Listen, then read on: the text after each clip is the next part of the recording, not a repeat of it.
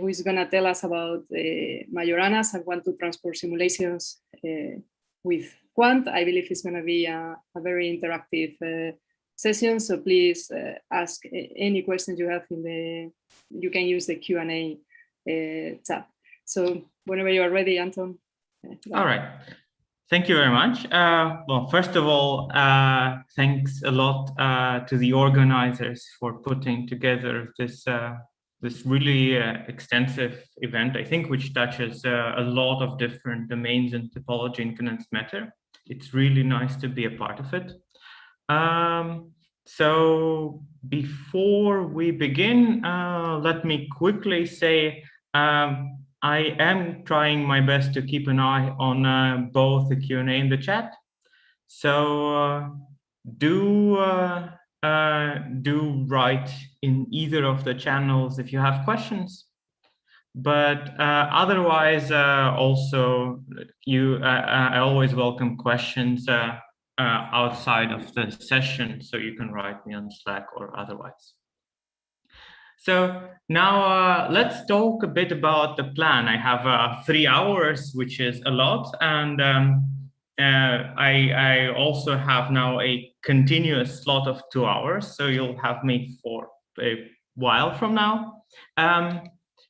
So first of all, we will have a break. I don't want you to expose you to a continuous 2-hour-long non-stop lecture.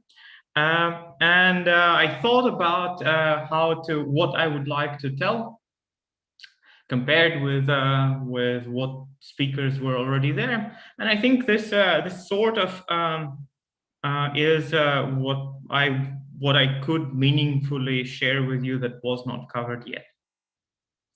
So first of all, I'm going to give an overview of Majoranas and quantum computation.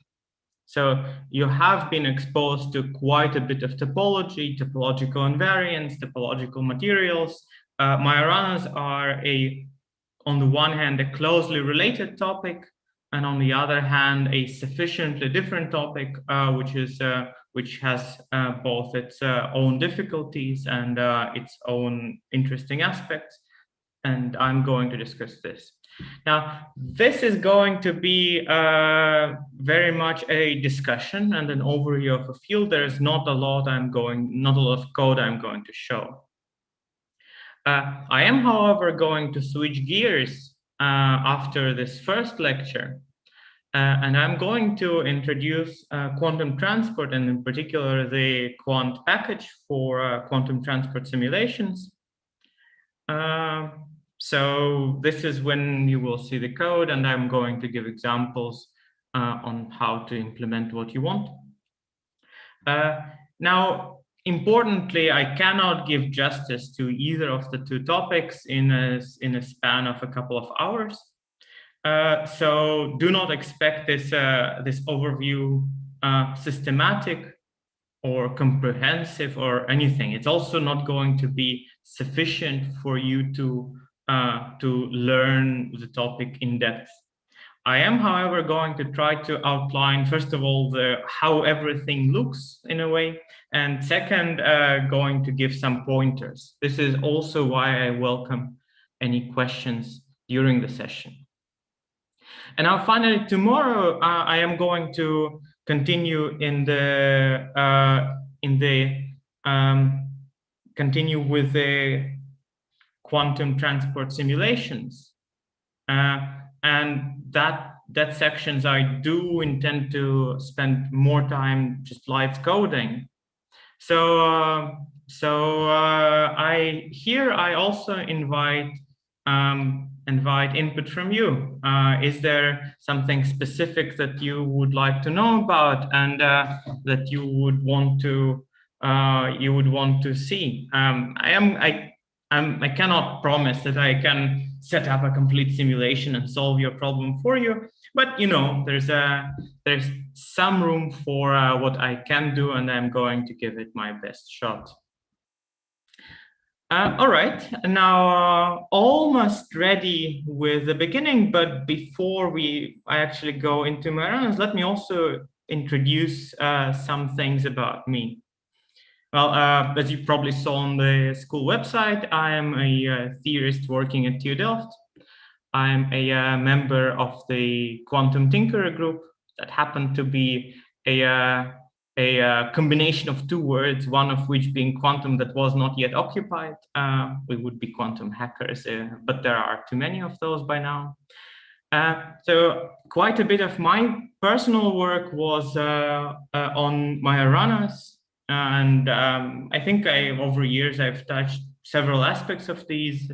How do we create Majoranas? How do we detect them in a reliable way?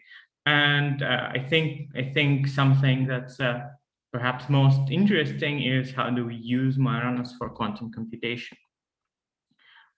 Through this, I also touched the topics of topological materials, although certainly not as deep as many of the speakers at this school, and hybrid superconductivity. Some time ago, together with a few colleagues, I authored an online course on topology in condensed matter. I'm not sure if you saw it before, but recently I have refreshed it, went through the code and the website design. So you may find it useful as a reference.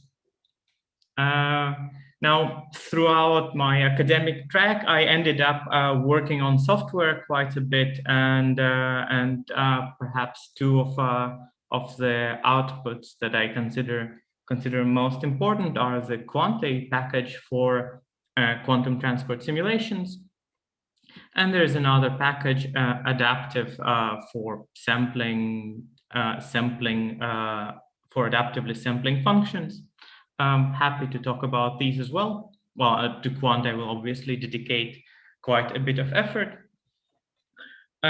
Recently, also with a bunch of people, I started the virtualscienceforum.org.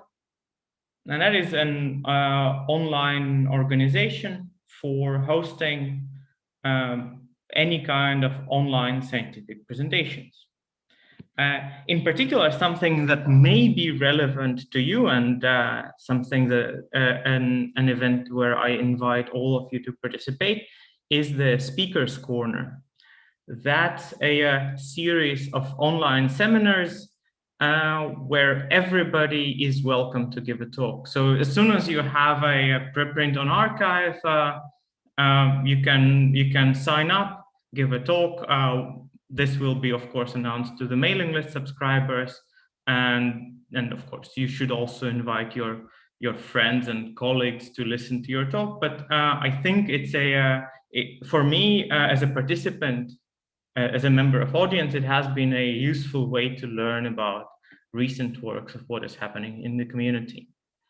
And also through this work, I have grown to appreciate open science, anything that is related to the publication of data, code, new formats of publication, and everything else. So yeah, that's a bit of an extended introduction. So if you have any questions about these topics, do reach out. But with that out of the way, let's begin with the Majoranas. So now I have checked the previous lectures, and so far, let me see if I understand correctly. But I believe this is what you had already before. So I do think you have learned quite a bit about all the various topological phases and topological invariants. So this, I think, has been covered by most, not all, but most of the speakers. You had quantum Hall, you had Chern numbers, Vernier centers, fragile phases, all the zoo of the topology. Now, you also, and I think you didn't have a dedicated introduction to the topic, but I believe yesterday you had a short mention of Majoranas and Kitaev chains. So and that was, I think, in the talk of Christiane Murray-Smith. And you also had a discussion of anyons, in particular in fractional quantum Hall state. Now, my focus now is going to be Majoranas. These are the simplest non-abelian anyons. And I think if I were to summarize not quite everything that's happening to Majoranas, but most of the relevant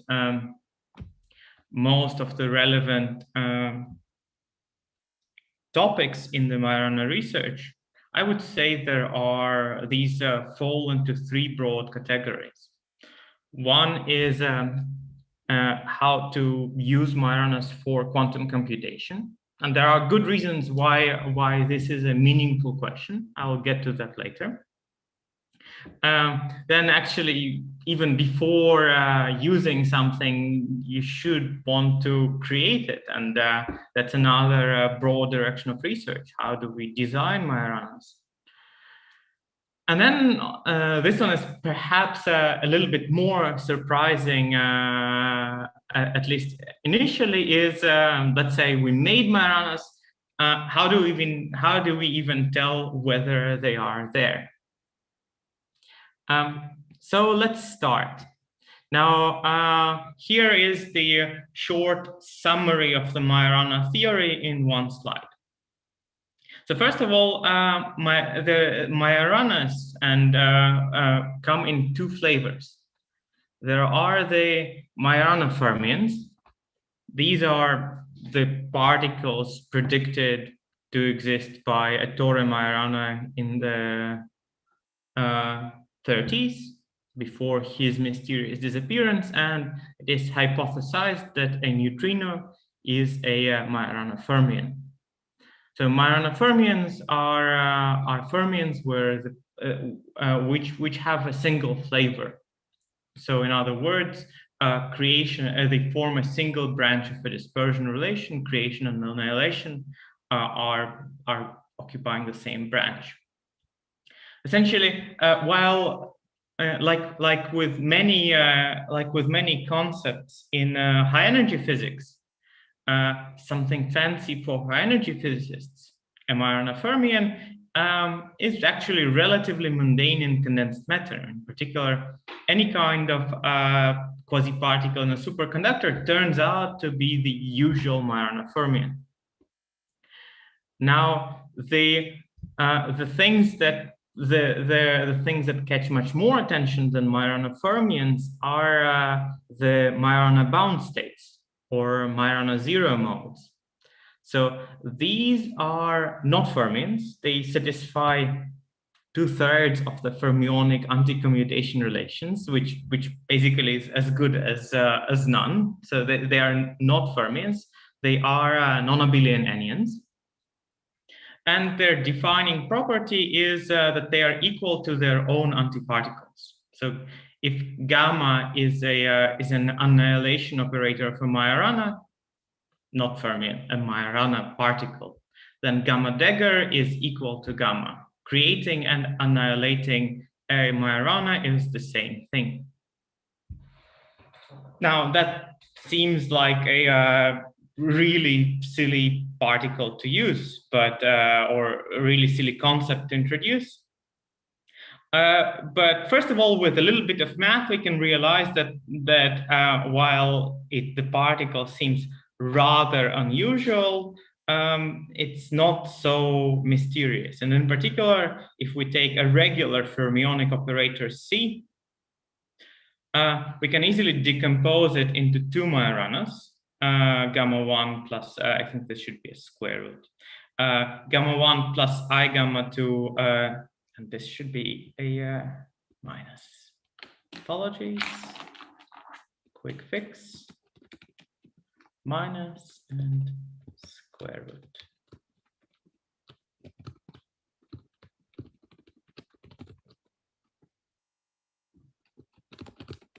All right, much better.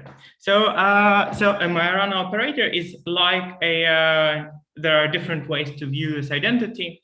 You could say gamma 1 is like a real part of a complex fermion operator, and gamma 2 is like an imaginary part. You could also view it as a sort of pi over 4 rotation in the complex plane. But at least it's clear that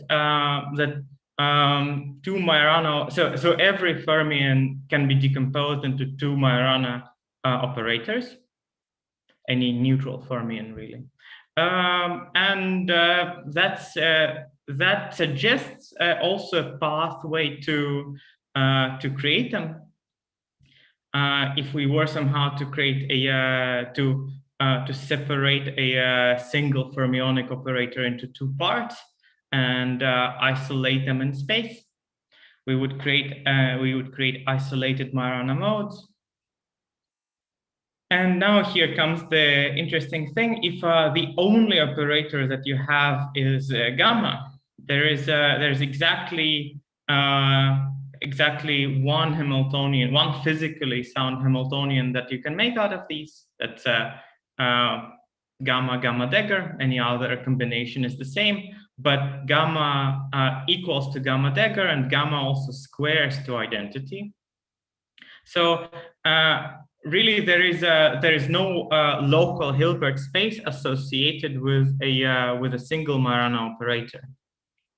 Which means if I have multiple Majoranas, then all the degrees of freedom are non-local, and any local perturbation will not change the state of the wave function. That was first realized by Kitaev in the seminal work quite a while ago. Now, just protecting a quantum degree of freedom from the environment is already rather interesting. There's these are useful since noise is one of the main problems that quantum computers have to deal with. But there's another interesting property of Majoranas. Namely, let me try to draw. So if I take 4 Majoranas, I could pair them like this so that they create and call this particle C1, this particle C2. But I could also exchange them without bringing them close to each other. And I could end up with a different combination of Majoranas. Now, we do know that physically, since I did not make any degrees of freedom touch, the original fermionic degree of freedom is now stored not in these two Majoranas, but in these two Majoranas. Likewise, the fermionic degree of freedom that was stored in these two Majoranas is now stored in the other two Majoranas. Turns out, if you apply this constraint, there's or in other words, if you just apply the definition of the different operators, you figured out that if you take the many-body wave function, turns out that you applied a discrete unitary transformation to it. So in other words, you have applied a rotation. Now, that is actually exciting news, because now we know that we have protected degrees of freedom, and we have a digital way to manipulate them. So if we take Majoranas, we can apply an exchange, and the many-body wave function transforms in a non-trivial way. That is great. That if we're interested in making a quantum computer, and because they're cool, we of course are. That means we have really useful building blocks for this. So now the complications or the details that appear are the questions that arise if we say, all right, Majoranas are really good for quantum computation, but can we actually make a quantum computer from it? And we of course don't want to make any random quantum computer. We want to make use the nice properties of Majoranas. Now, people, since the topic is quite mature, people know what are the necessary ingredients to make a protected quantum computer. And actually, quite broadly, regardless of the platform, it all boils down to the same collection of operations. First of all, one needs to have protected degrees of freedom that are sufficiently robust against noise. Let's imagine in our idealized scenario, when we already do have Majoranas, we have done this.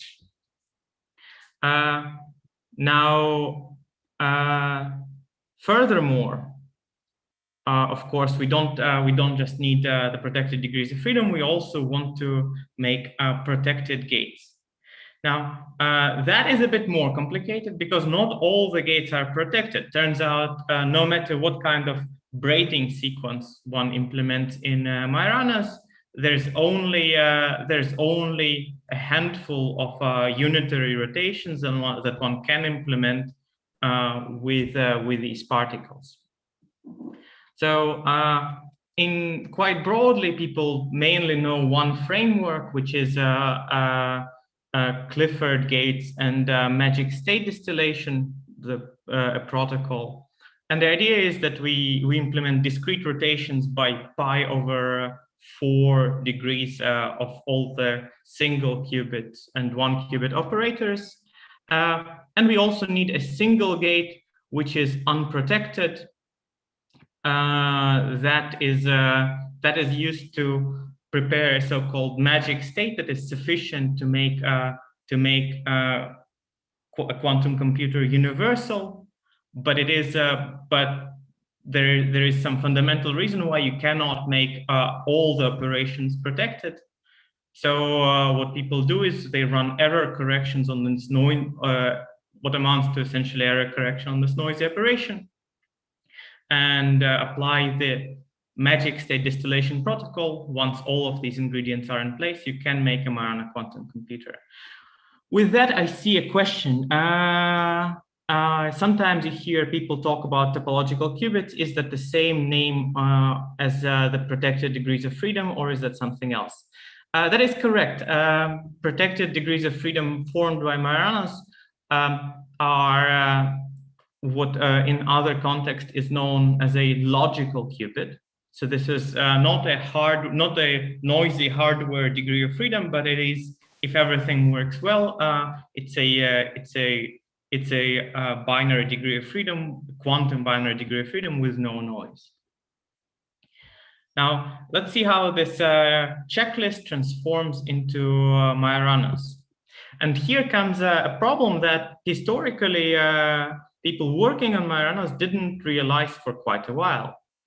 So first of all, and that's something which we already know, Majoranas are almost fermions. So a single Majorana is so different Majorana operators anti-commute, or in other words, out of every 2 Majoranas, you can make a single fermion. And turns out, if you have non-interacting fermions, so if only operators that you have are at maximum contain 2 fermionic operators, so they're all quadratic, not more, then a classical computer can efficiently simulate such a circuit. In other words, even if we break the topological protection, bring Majoranas close together, let them interact, they will still stay non-interacting fermions effectively, special but non-interacting. And that means there is no way to implement a quantum computer using non-interacting Majoranas. That's a problem. That's where interactions come in.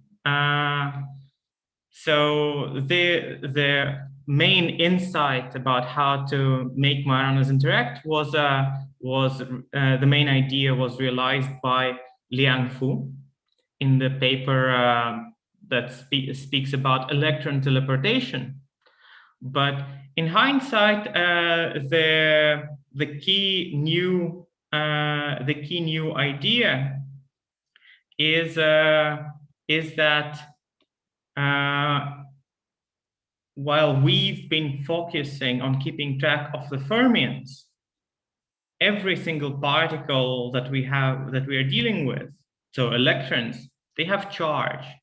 Now the the superconductor is originally composed of electrons, and the electron charge has to go somewhere. We know that the fermion parity forms the protected degree of freedom and goes into the superconductor. However, electron charge should also go somewhere, and this is where Liang has realized that the superconducting charge enters the superconducting condensate. Now, it turns out that measuring the overall charge of a finite piece of a superconductor is a relatively standard action or procedure in superconducting circuits. So I think, to the best of my understanding, opens the only possibility for using Majoranas with quantum computing. Namely, we want to create Majoranas. We want to be able to somehow braid them, but we also want to put multiple Majoranas. And if you remember what I said about bilinear operators, we want to have more than 2 Majoranas on a single piece of a superconductor with Coulomb energy, which is thankfully a relatively standard quantum device. And by using these building blocks and by measuring charging energy or through it the fermion parity, turns out we can work out the full scheme for a Majorana quantum computation. I will not have time to go into details, but there are a couple of ideas of how to make these. These mostly rely on some kind of superconducting islands connecting Majoranas. So there are tiny Majoranas here. There are the superconducting devices. It's a little bit too long to explain, but this is the main principle. So that answers the first question. In order to make Majoranas, with a quantum computer, we need to combine them with charging energy, and this will result in us creating a quantum computer, a protected one. Now, whether it works or not, of course, relies on an important thing. How do we make Majoranas? And here the situation is complicated. There are all the basic ingredients. There's the superconductivity that is required, depending on your view, to mask the charge degree of freedom, or to couple the electronic creation and annihilation operators together. But this is an absolute requirement. One needs to break down fermion number conservation to a fermion parity conservation. So there needs to be a process that adds 2 fermions to a condensate, and that essentially amounts to a superconductor. Additionally, Majoranas need to be isolated, and in context of fermions, it means that one needs to break time reversal symmetry, since otherwise Kramer's degeneracy will ensure that every degree of freedom is doubled due to the fermions having half integer spin. And also one needs to break spin rotation symmetry by any of the means, like adding spin orbit coupling or Zeeman splitting or anything else. Now, most importantly, even with that at hand, one still needs to work out a specific system, and that turns out to be hard. There are many possible pathways to creating Majoranas, and one basic one is taking a semiconducting nanowire, adding a superconductor next to it, so that the superconductor induces superconductivity in a nanowire, adding magnetic field, tuning the parameters, that's the hard part, and hoping that they appear. I see a question about spin liquids and that their ground state being described by Majoranas, but that's not superconducting. That is true. So Majoranas may appear in other systems as an emergent degree of freedom. So I am focusing on proposals that use electrons as the source of the fermion parity. There are other scenarios, but first of all, these are, I mean, even error correcting codes can be transformed to implement Majorana operators. But this is quite an orthogonal approach, so I'm not probably going to go into details on that one.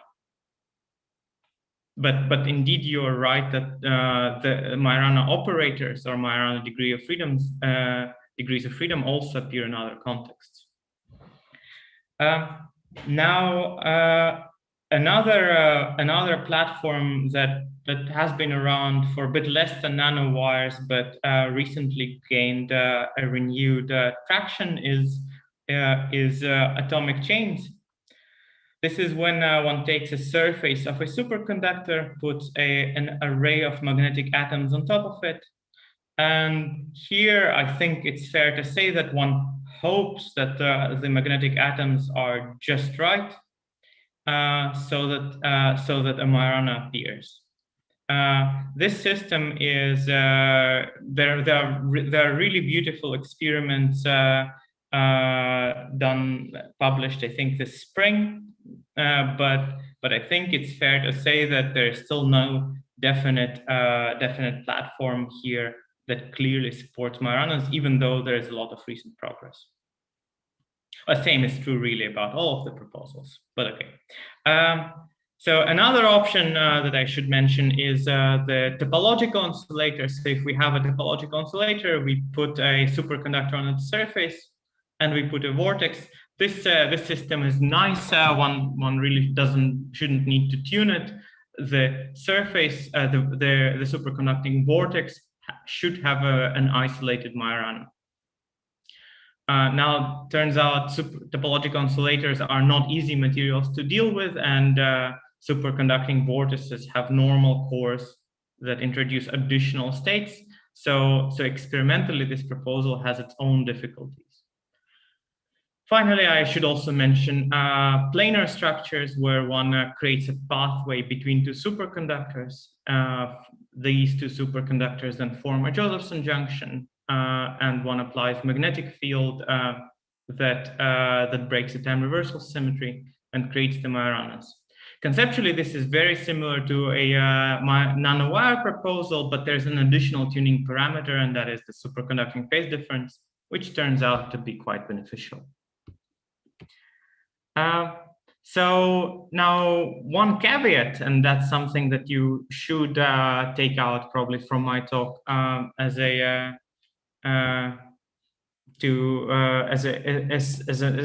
way to read the literature. Not all of the platforms that I listed are suitable for quantum computation, in particular because one needs to isolate Majoranas in order for charging energy to only act on a handful. In particular, the atomic chains are pinned on top of a superconductor, and there's no way to isolate two different atomic chains, or same applies to this proposal. Another problem, which is that technically all the ingredients are there, and with modern fabrication capacity, it's possible and even easy enough to technically combine all ingredients.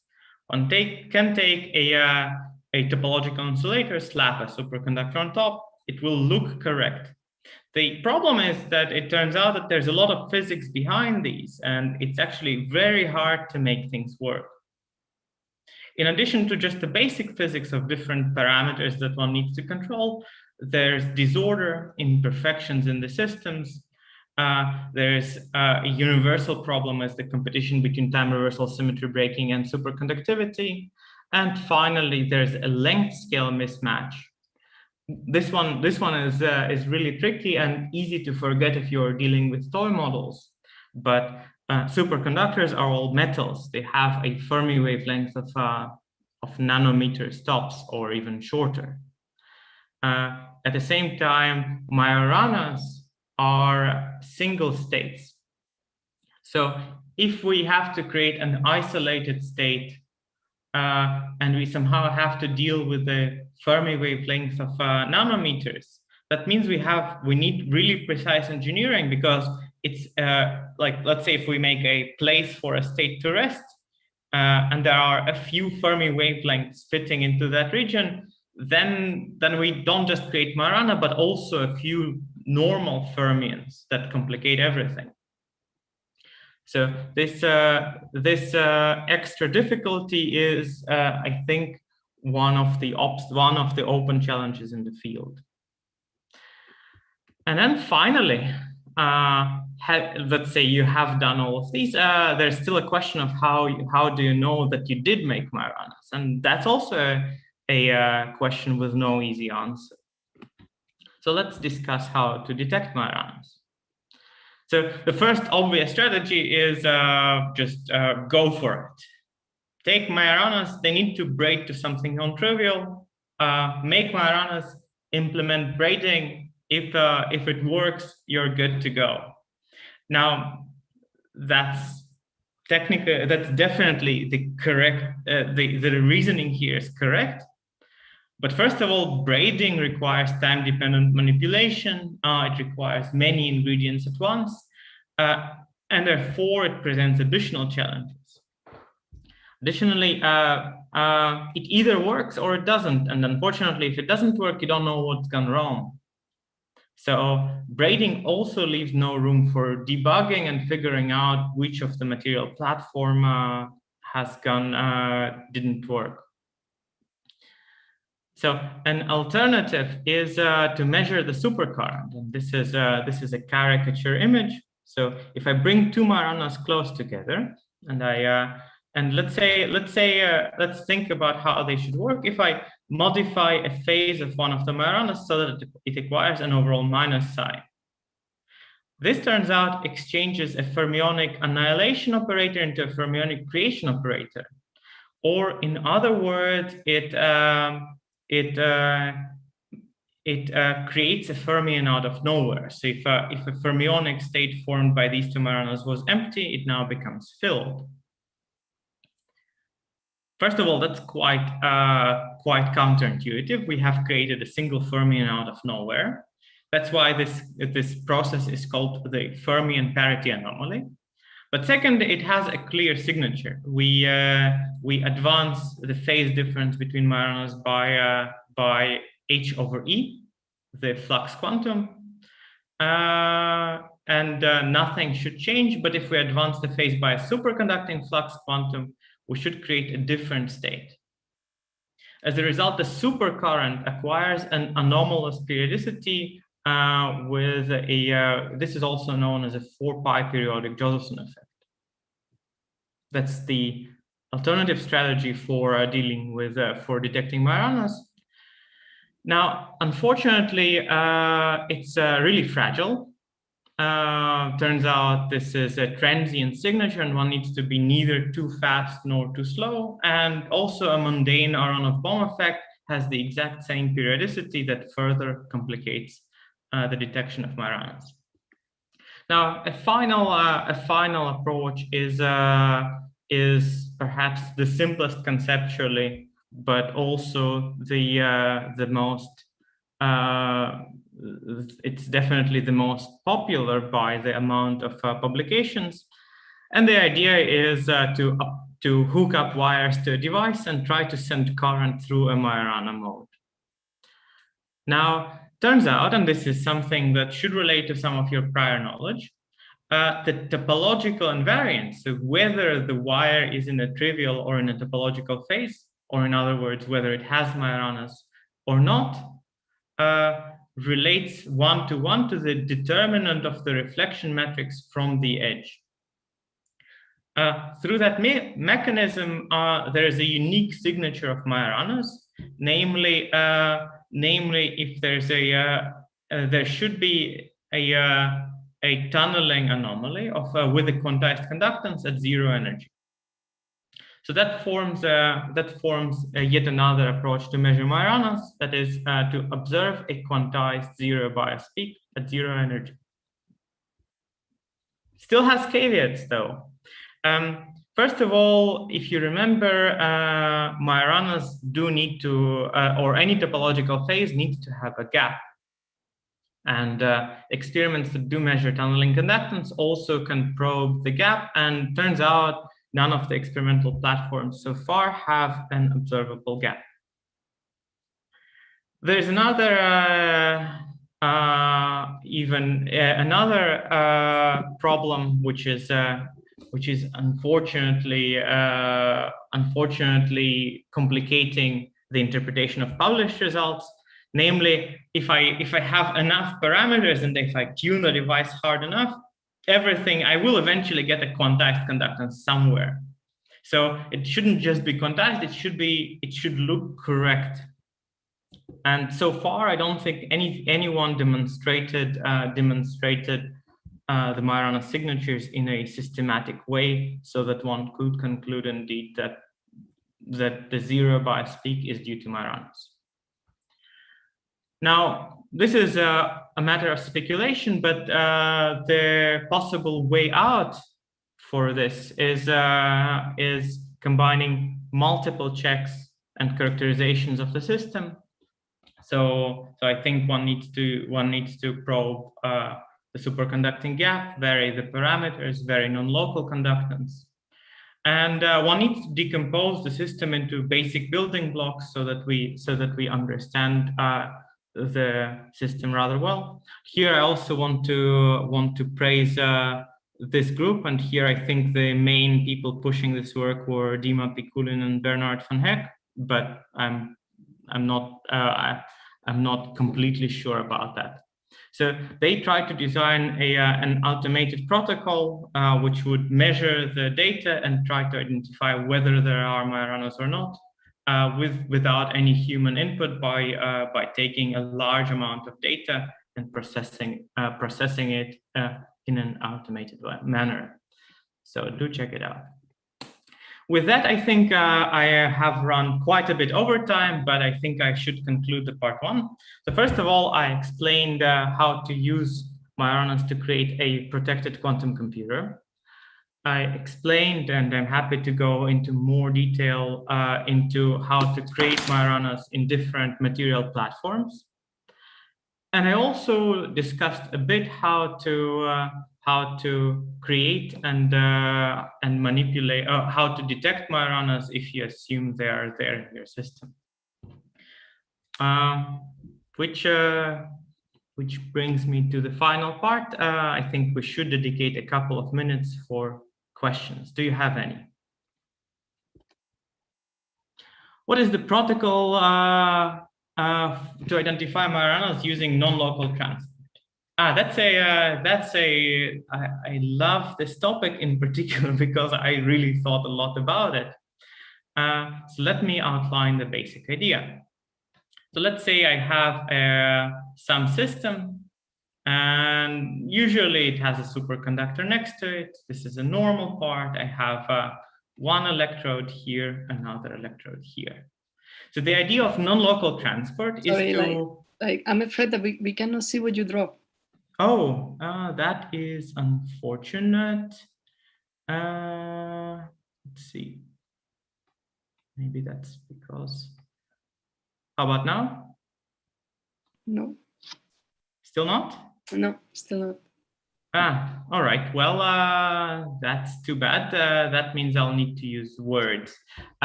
So the idea is to try and send the current from one normal electrode in the device to the opposite end. And now this sounds like something incredibly stupid because there's of course superconductor and the two ends are effectively shorted. But if one additionally grounds the superconductor, then the superconductor absorbs all. So the superconductor absorbs all of the supercurrent because that one is grounded, and the remaining current that may go through is due to the non-equilibrium quasiparticles.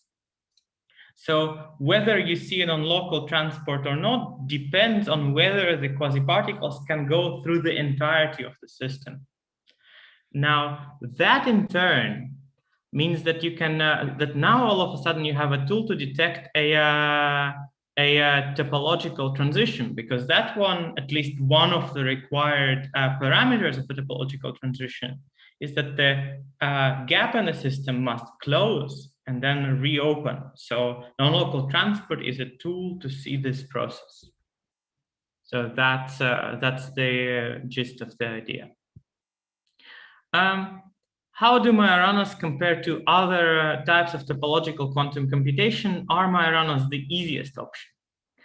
Well, that's a great question. And once we have a topological quantum computer, I'll tell you the answer. So conceptually, first of all, a lot of quantum computing revolves around the same set of ideas.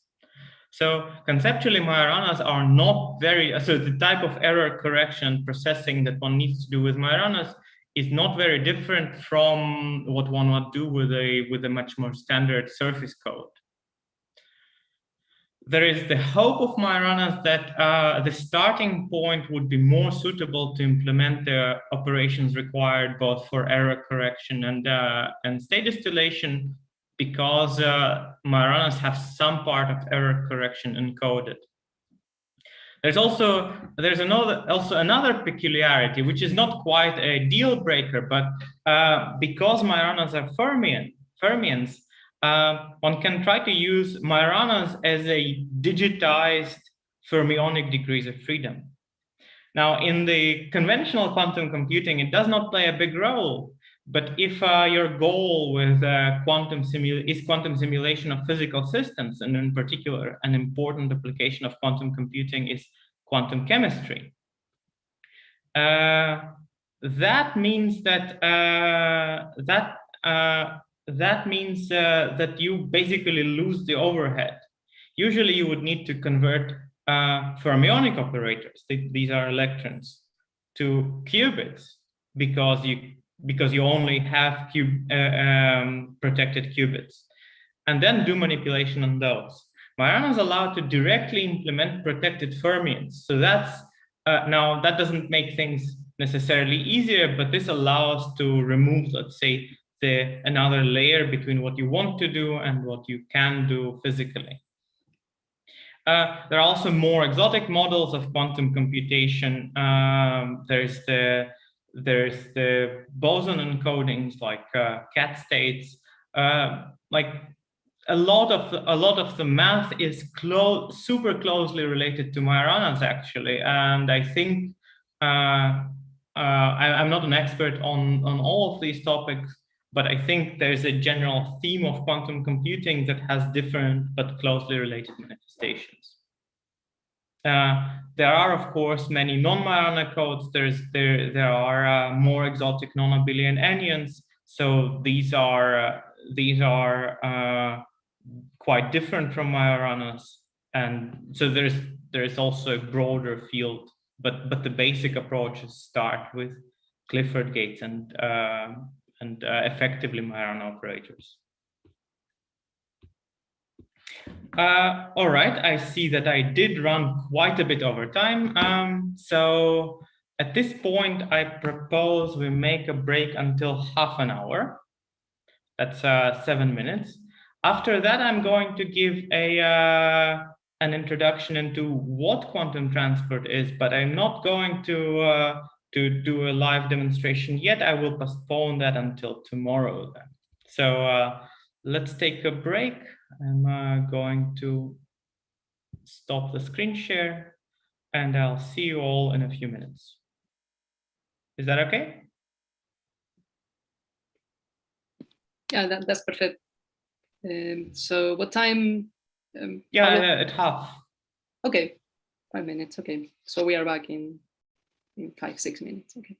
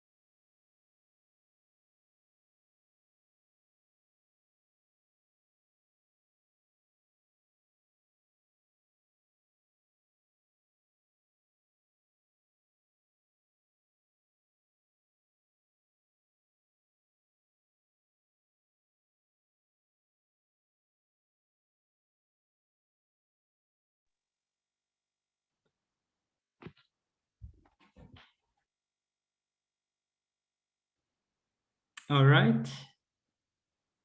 Hello, everyone.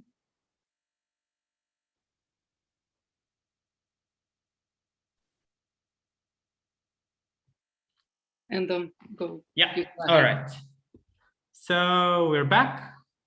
I hope everyone is back. All right. So now, as I explained, this is quite a different topic, and that's related to the that is related to the tools that you need in order to understand what is happening within in any mesoscopic device. I frequently apply this to Majoranas, but there are many different systems where transport tells you quite a bit of things. So today I will first introduce the main concepts and how and what happens under the hood. Tomorrow, I'm going to demonstrate how to use quant to simulate topological systems, particularly focusing on Majoranas and topological insulators. But for now, let's discuss transport and mesoscopic devices. So usually, when we are talking about when we want to simulate a system, we either want to simulate a bulk response of a material, in which case the band structure and say things like Kubo formula are the go-to tools, or if it's a metal, then it's semi-classical transport and things like Boltzmann equation. But if we're interested in isolated electronic states, we are usually talking about small devices where geometry happens to play a role. And this is one example of such device. So quite broadly, if we want to do numerics, we need to deal with discrete degrees of freedom. So we introduce a tight binding model that corresponds to the Hamiltonian of interest. I'm sure many of you have seen tight binding models before, but transport is a tight binding model with a twist. Namely, we usually want to deal with open system, which means we have a finite scattering region to which leads are attached, and the leads have translation invariance. Now, instead of a finite system, we have an infinite system, and we usually imagine electrons coming from one lead and scattering into different leads. So we need to get conductance and other observables, so to figure out how the electrons go through this geometry. And the typical folklore that you probably still hear in the field, certainly this was how I learned the topics, is that you need to compute the lead self-energy, the retarded Green's function of the system, the lesser Green's function, and then from that you get all the derivatives of all the observables. However, there is I think there is a really straightforward and systematic definition of what we are doing, and that it appeals to me because we are just writing down equations. So I'm going to walk you through the concept. Let's take a look at the problem again. So this is the tight binding system that we are solving. And the first thing which we want to do when dealing with a tight binding system is write down, or with any system, is write down the equations that we're solving. So we have a finite scattering region. Let's say that one has a Hamiltonian HSS standing for the scattering region. The leads are all translational invariant, so they have infinitely repeated Hamiltonians with different unit cells, and then different unit cells of the leads are connected by hoppings. So there's our full Hamiltonian of this infinite system is this large matrix that has a scattering region as one of its blocks, and a large block and an infinitely long block tri-diagonal matrix corresponding to all the leads. The wave function of the system is the wave function in the scattering region. plus infinitely many technically wave functions in the system. And now, if we're dealing with fermions, we need to fill out all the states up to a certain energy, and that's how we obtain the full solution. Now, importantly, of course, solving an infinite problem is not great. So usually we want to reduce it to a finite problem, and here this should not come as a surprise. Since the leads are infinite and translational invariant, we want to rely on the translation invariance. So we decompose the wave function in the leads into a superposition of a wave function in one unit cell times some times an exponential factor. This is mostly like a plane wave, except we cannot quite apply Bloch's theorem because our system is each lead is only half infinite. So the wave functions in different unit cells are still related, but we cannot use the full translation invariance. So we are searching for all the solutions in the lead that have this form. Now, once we substitute this ansatz for the wave function into the tight binding equations for the lead, we obtain an eigenvalue, a quadratic eigenvalue problem, where lambda, the translation eigenvector, is the eigenvalue, and psi naught, the wave function in the unit cell, is the unknown.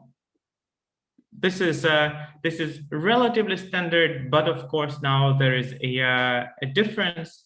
Namely, if we had pure translation invariance, we would be dealing with normalizable modes. So lambda would be a purely complex exponent. Here we cannot do so. Polynomial eigenproblems, I'm not sure if you have encountered those in your research or in your work or not, but these are all mapped rather straightforwardly on conventional eigenproblems by introducing auxiliary degrees of freedom. So we can rewrite this quadratic eigenproblem in a more conventional form, where the degrees of freedom are doubled and the matrix that we need to diagonalize being larger. This matrix observed is also non-Hermitian and not always well defined. So there's a more complicated algorithm, which is actually quite a bit of math, but turns out this part you can rewrite to obtain exactly the same solutions, but in a way that exists regardless of whether any of the matrices is invertible. So this brings us to a much longer form, but on the good side, it's more stable. Here the different matrices are the decomposition of the hoppings between different unit cells of the leads. And the Hamiltonian has an extra complex term that always makes it invertible. So as a reminder, our goal here is to solve this infinitely large system of tight binding equations for the scattering problem. This is what we obviously need to compute all the observables. So far, what we've done is we have enumerated the solutions in the leads. Now, turns out all of these solutions are exponential waves, but they come in different types. So all the waves that we are interested in so first of all, there may be plane waves where the absolute value of the eigenvalue is purely is equal to 1. These are propagating modes. These correspond to the particles either incoming from the infinity or scattering into the infinity. These are the ones, the states that carry current. We can group the solutions of the eigenproblems. We can isolate these in the solutions of the eigenproblem by computing the expectation value of the current operator. and also normalizing each mode to carry a unit current. So I described we have outgoing modes and incoming modes. There are also modes that are not normalizable. And these are, that are not propagating waves. These are evanescent, and these have an absolute value of the eigenvalue smaller than 1, so they become exponentially small away from the scattering region. They're not extremely interesting to study, but we do need these solutions in order to solve the tight binding system. Otherwise, it becomes underdetermined. So observe, we basically didn't do anything profound here. We started with a definition of a problem.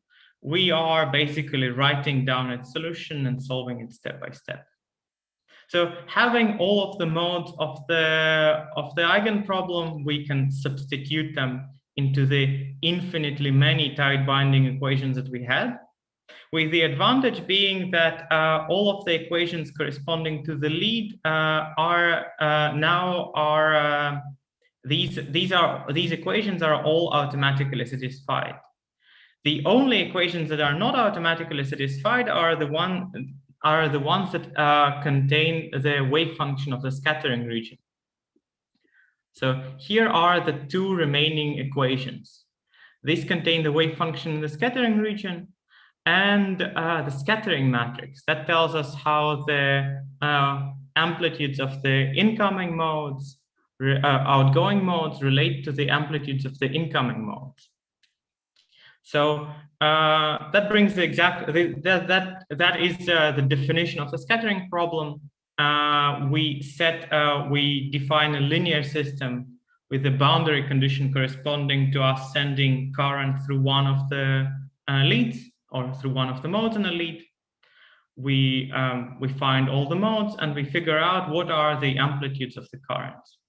In other words, we are able to compute how electrons scatter through this general scattering region. And of course, some of these could be boring, some of these could be really interesting and teach us about the physics in our device.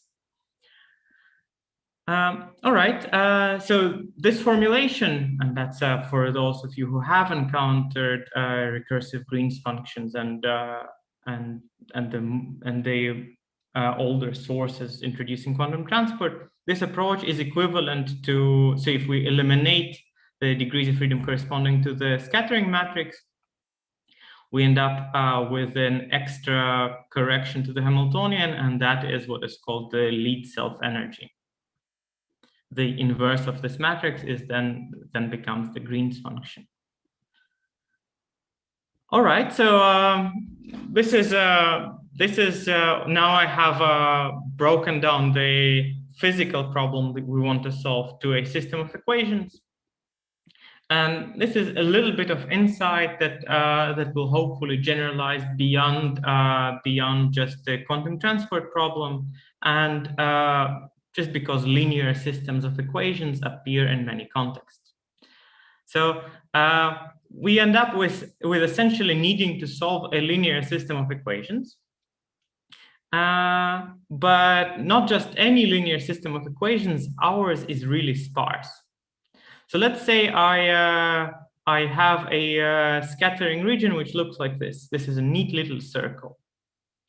It has discrete sites. So if I were to write down as a matrix, I would introduce numbers to every degree of freedom, and I would end up with a very large matrix.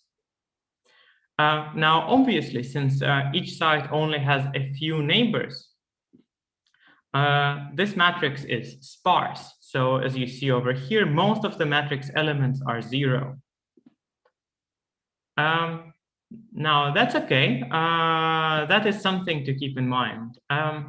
So let's try and solve this linear system of equations.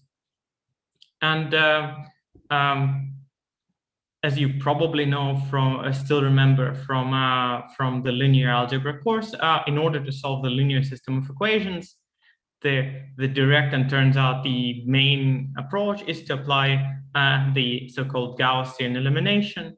This is when we take one equation, take one variable, express it through the rest, substitute it into the next equation, go on like this until we end up with an equation for one variable. This process is called elimination. And then we undo, we compute the value of this last variable, and we undo the elimination by substituting this expression back into all the earlier variables. And we obtain the answer. So if we have such a matrix, this is how a naive solution looks like. So here we are keeping track of the pattern of substitutions that we need to do. And the problem that we are facing now is what is known as a fill-in. So if we start with the first row, indeed every single degree of freedom only involves a handful of other degrees of freedom. But as we continue, we generate equations that relate more and more variables to one another, until eventually we end up with a completely dense matrix where all variables are related to all the other variables. Or in other words, we cannot rely on the sparsity structure of this big matrix. And therefore, we are facing a slowdown in the solution. So now a somewhat better idea, this was an artificial example, a somewhat better idea, and this is what most of the people would do if they were to solve the problem on their own, is to reorder degrees of freedom in somehow a natural order so that nearby degrees of freedom appear as with nearby numbers. So basically you could imagine I could go through these sites row by row and assign them numbers like this. This creates a different, so this amounts to reordering of the degrees of freedom in a sparse matrix. And it creates a differently looking sparse matrix that has no elements too far from the diagonal. This approach is also known in the literature as recursive Green's functions. And the advantage is that now if I start eliminating the degrees of freedom, I end up with new matrix elements that only relate nearby degrees of freedom. And therefore I gain a speed up. And this was the state of the art for a while. Now, importantly, and for me it was largely a lesson in humility, a good idea if dealing with a mathematical problem is to look at what mathematicians do. Turns out there's an even more smart rearrangement of the degrees of freedom that is called the so-called nested dissection. So let's get back to it and let me explain what it means. So we could separate the system into two parts. Then we could separate each part into two parts and so on and so forth. So creating a tree of binary separations. Turns out that such a rearrangement creates an even more sparse fill-in pattern and saves more time. Now, turns out that a difference both in memory usage and in time usage can be like an order of magnitude. So this is quite important, and there are two lessons here, I think. Well, one is how to solve sparse linear system of equations, but more broadly, before you try to implement something, do try to check if there's an algorithm doing so, and if there happens to be a team of mathematicians studying a topic and working on it as their main scope, it's unlikely that you are going to find something smarter.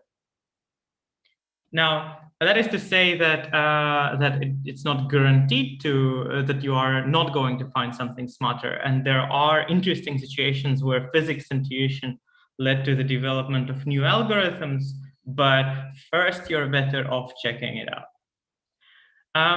So this is the end of my short introduction to quantum transport. So overall, I explained the scope of the idea. So we first want to reduce our problem to a tight binding system of equations. Then we need to use the translation. If we are dealing with a scattering problem, we need to apply the translation invariance in the leads. That amounts to computing all the propagating and evanescent modes.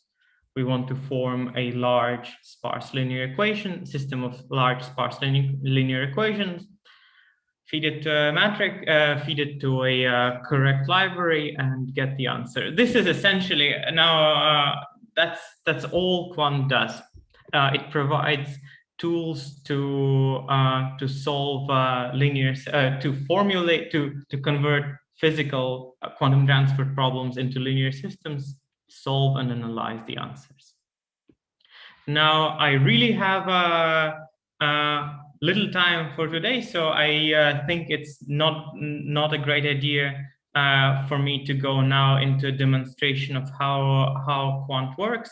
So perhaps it's good to use the remaining time for questions, and these can also include questions. This can be questions about what I just told, but of course I also welcome questions about the previous part and any other questions about life, the universe, and everything. So please.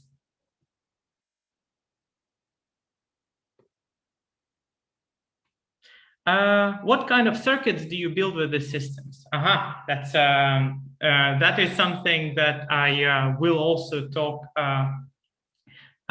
more about tomorrow. Now, there's something to be said about the let's say landscape of simulations of quantum materials. There's the field, there's the ab initio field, where you need to deal with typically a handful of atoms, and you want to know what kind of band structure you obtain. That there you care about Coulomb interactions, self-consistency. It's a gigantic field in its own right. And usually these are not the problems where Quant can contribute meaningfully. At the same time, there's a completely different field where you don't care about single electronic states, and you care about macroscopic response of the material. So say you could consider how electrons flow through a piece of metal. A piece of metal contains even a micron-sized piece of metal contains billions of electrons or more. I think it's about a bit more. And there, even any kind of efficient library will not make a difference. You want a completely different quasi-classical approach then.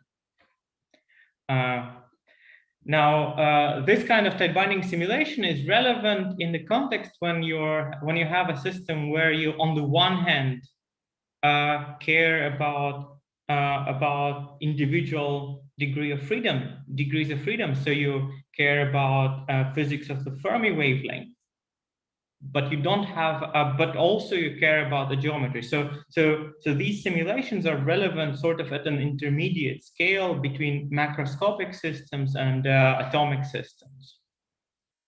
To give a typical scale, a typical simulation of fog. So typically we simulate devices that are anywhere between, let's say, 100 nanometers and a few microns. These also happen to be relevant to a range of experiments. All right.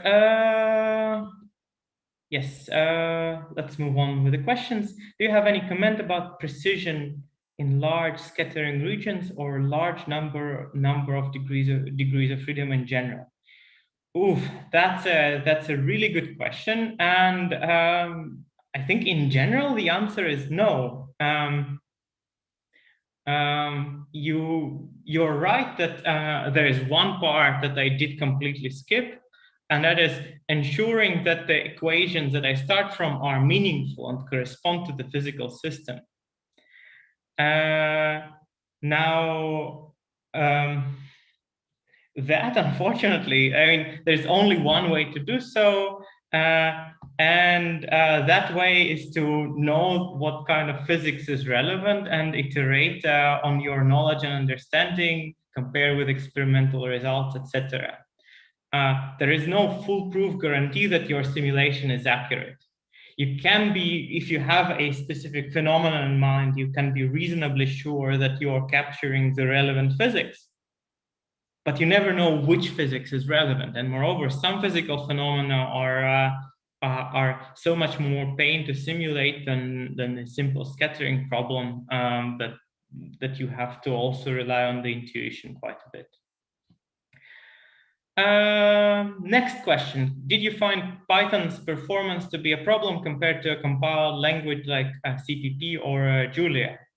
Well, Quant is a little bit older than Julia, but the short answer is no, because the main part of work is actually done by Fortran, and that's either the dense linear algebra like LAPACK, or sparse linear algebra.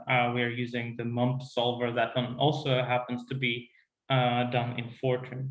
But in short, of course, all the numerically intense parts are implemented in a different language, and otherwise there's a big domain of how to implement efficient code in Python, which is a topic of a separate discussion. And performance is of course important, but for this type of problem, Python does not play a big role, or does not introduce a big slowdown. All right, Majorana particles that are suitable for quantum computation require strong interaction. Is there a way to formulate quantum computing with non-interacting topology like a Chern insulator? Well, so once again, the problem here is if you are starting with fermions, then there's a universal no-go theorem. No matter what you do with non-interacting fermions, it's going to be efficiently simulatable on a classical computer. Efficiently in terms of purely theoretical complexity, meaning polynomially and not exponentially. It's still going to be maybe a large polynomial, but non-interacting fermions ultimately are easy to simulate. That means now non-interacting bosons happen to be, I'm not sure about the latest results in the domain, but I think it is believed that the non-interacting bosons are sufficiently universal on the one hand and sufficiently hard to simulate so that one can imagine a quantum computer built out of non-interacting bosons. But that one, so I don't think there is a lot of work in that because it's rather complex. Okay, so there is the problem of boson sampling with a lot of work being done. I'm not sure if anybody understands how to do error correction in this domain.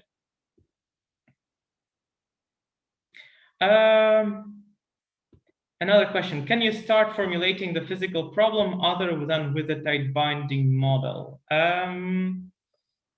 in principle, you can use sure, you can use so first of all, you can use a different basis. Similar linear systems appear in other models of quantum transport. There's the network model. If one wants to simulate the Dirac point, there's the staggered fermion model. That one has a non-local current operator and comes from high energy physics. So there are different flavors, but essentially, in most contexts, if you're dealing with non-interacting particles, you end up needing to solve a linear system. And you also need to you want to rely on sparsity, so you can apply similar reasoning to other related problems and to wave transport more general, but they're not going to be too different. And perhaps one last question, because I'm also looking at the time. Why do you need to carry all of this quantum information with you instead of treating it classically? Do you expect the interaction of surface modes in the case of topological bulk that depends on the geometry?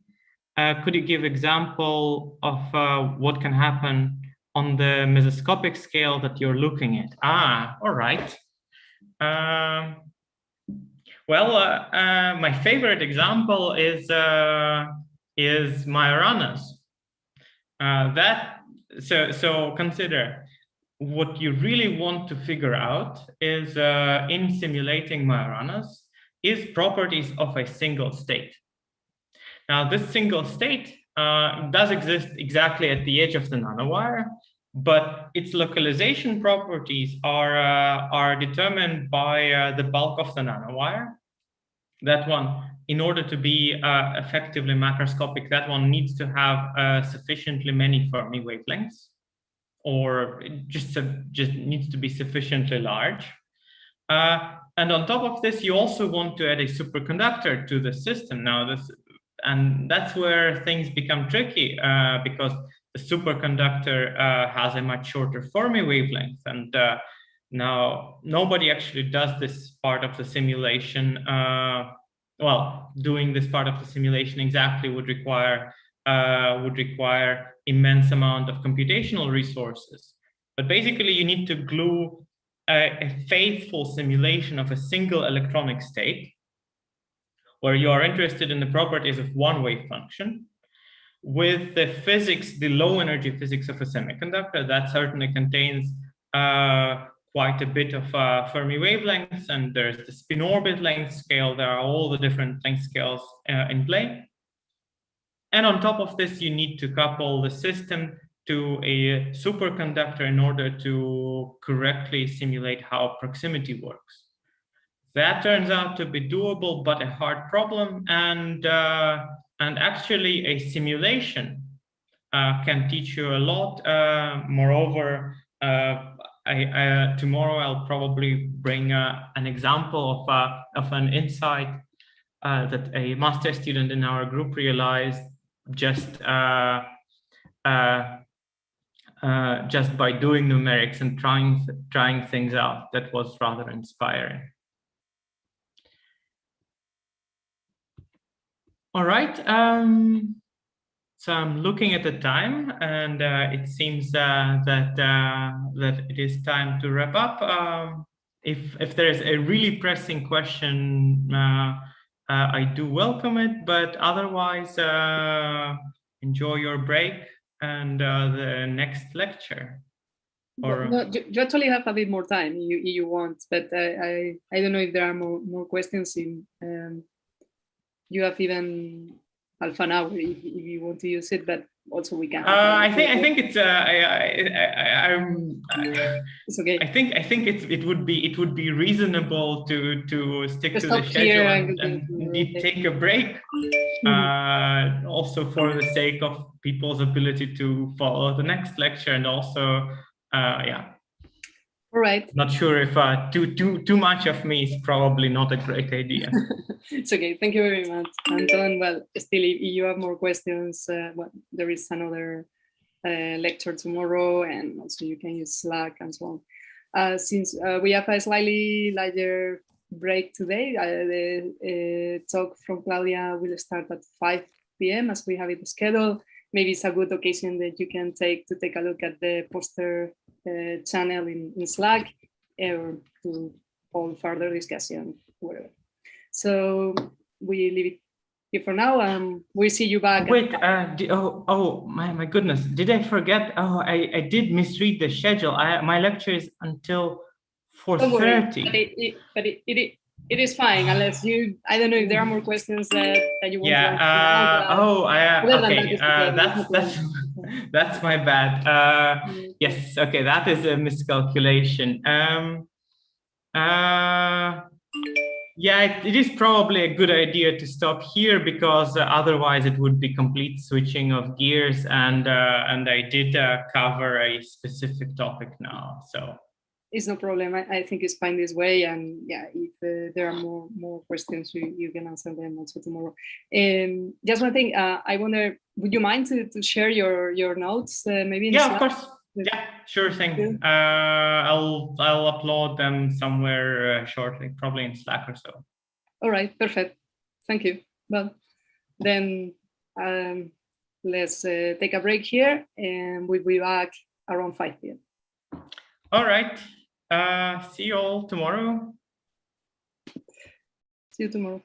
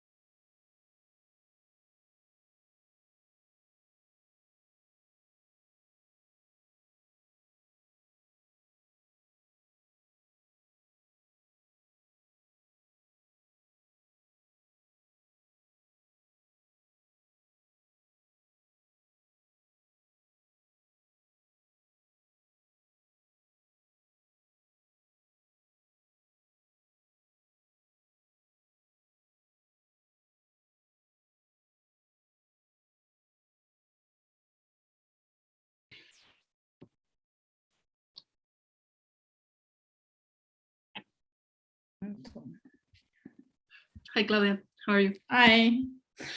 Sorry about the mixing up with the, Anton finished a bit early, so the schedule, we had a longer break than usual. Yeah. I thought I should have started earlier, but I missed just the end. I was listening to the talk and then I had to go and suddenly I saw the discussion and then suddenly it was gone. So I thought, okay, maybe I'm always running over time. No. I just started 10 minutes early. No, anyway, it's fine. I think the students are happy to have a break. Huh? Yeah, I think they will be happy. Oh, by the way, because this was tough theory, so I will bring again the relaxation time. I like your talk yesterday, and I was super intrigued about the questions you were mentioning about chirality, and I'm super excited also about chirality. Therefore, I have focused it this time. I hope I can stimulate more people thinking about chirality and parity breaking in solids. And since I have a chance to talk to so many young, highly motivated theoreticians, see if they can come up. Yeah, I already got an email from Jen and my co-worker Fabian in optics. He already filed immediately an order for a new machine. Because I said, okay, first we have to discuss now. Okay, so anyway, but you see how this works with the collaboration theory. Yeah, she had also some fantastic idea about the chiral anomaly in a different way. I think there's a lot to do. And I strongly encourage so also to really make the bridge now to chemistry, because there's still a lot of unexplored area. Like, so with Andre now with the obstructive atomic insulators, and Benai has a nice paper on this together now with this chiral induced spin selectivity.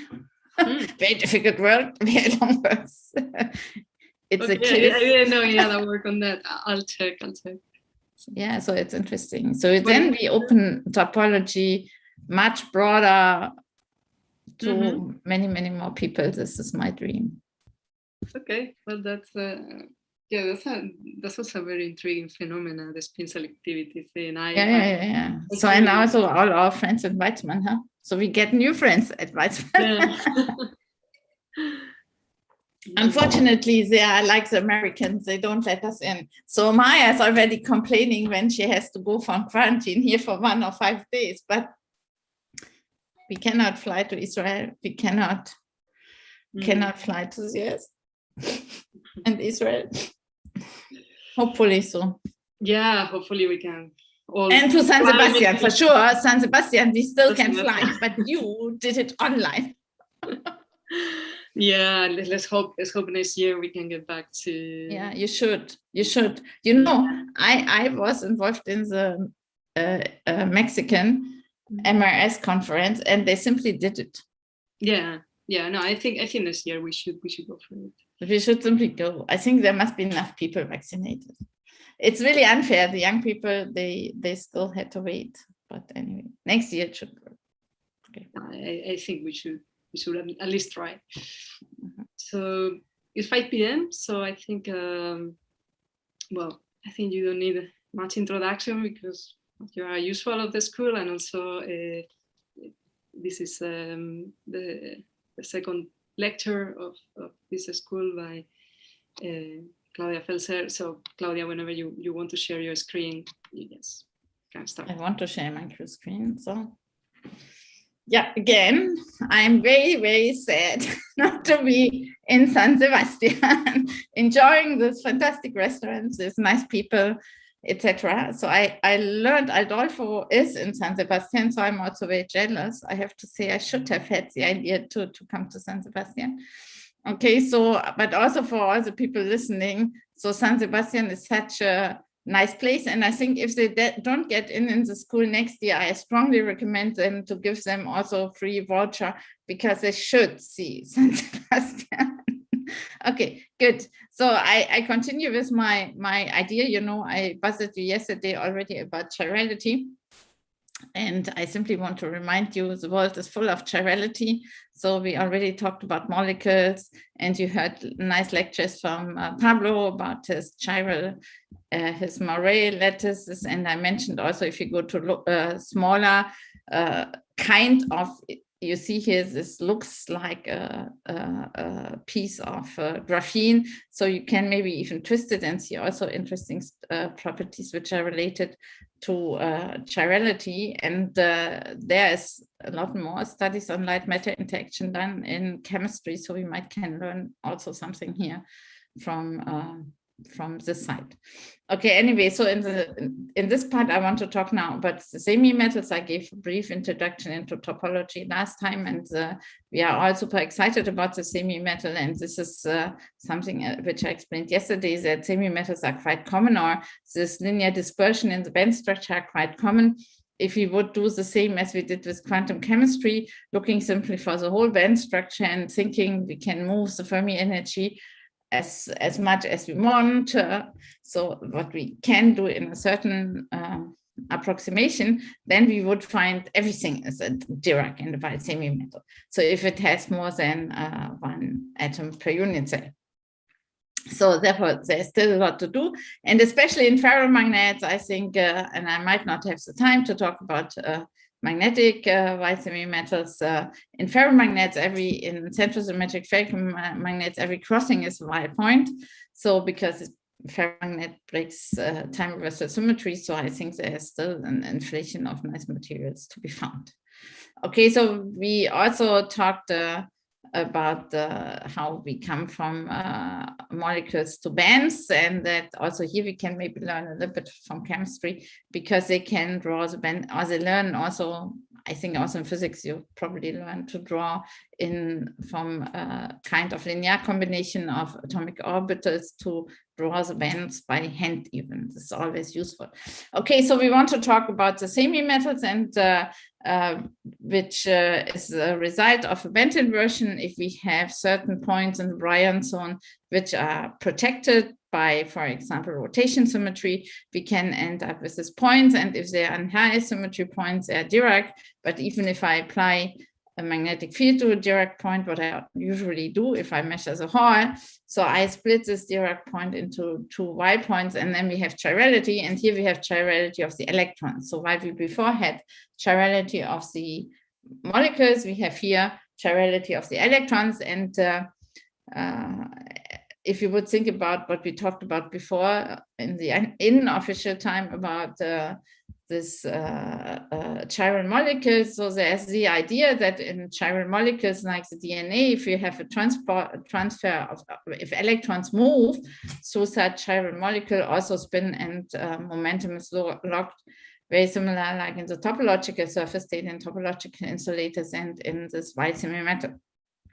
The super exciting things is that the white points have a phase, and so therefore this leads to very interesting properties, like that white points behave like magnetic monopoles, and we have this very interesting Fermi arcs on the surfaces of this white semi-metals. And so the most exciting thing, I think, for me still is all the experiments related to the chiral anomaly. So this is a solution of the Dirac equation, which tells us that we can have a solution if we have this famous E dot B term. And I still think there's a lot more to think about E dot B, that you can have anomalous non-conservation of a chiral current. So every violation of a parity is for sure exciting, and you can make this very nice analogy between high energy physics and the vacuum states and elementary particles and antiparticles with electrons and holes in a Dirac or Y semi-metals. And so we can have the asymmetry here in a similar way. There's some discussion about that this might be the origin of the universe. So the asymmetry that we are having more particles and antiparticles. And as I probably mentioned yesterday, that these experiments are also experiments in this direction are done with heavy ion collision. And and they think in the next years they might have a breakthrough there. But we already can do this as informed from quasi-particle excitation. So we always deal with quasi-particle excitation in this Dirac semimetals or white semimetals. So I still have the slides. I thought I had deleted it. So I think in general it would be interesting whether we can, and this is a slide from Johannes, so whether we can do quasi-particle investigation, so in kind of quantum simulation, what people are thinking about in elementary particle science in high energy physics, or maybe even in astrophysics. So there's also super nice work from Maya, from Adolfo, and I think they are still thinking, and maybe they should make a summary or an overview article. So with the experiment I have to do, like 1, 2, 3, this would be helpful. Anyway, so, and I told you also that in high energy physics there's this parity violation, which was already discovered in 1956. And I got that if you have a beta decay of the cobalt atom, so they behave also like the right and the left hand. So, so you see an asymmetry here, which is related to the subatomic weak force. And there was given even a Nobel Prize. And some people even think in this is not as a slide. Some people even think this can be an explanation why also for the origin of life. So why we only made from one chirality of the DNA and not of the other, because if you take this weak force, this nuclear weak force into account, you see a difference in the energy of the different chiralities of the different enantiomers of organic molecules. So there's also somebody who dedicate more or less his scientific life to investigate this case. And we as simulators, so the nice thing is of topology, we can nicely make this analogies between all this high energy astrophysics things and the condensed matter, since we can simply look for quasi-particles in the condensed matter system. So we use it as kind of quantum simulator. And to prove that something, some material is a white semi-metal, there's already this list 1, 2, 3, 4, as you can see here, and 4 is, means more. So we should look first for the Fermi arcs. I already said, if you have this white points, you should have Fermi arcs at the surface.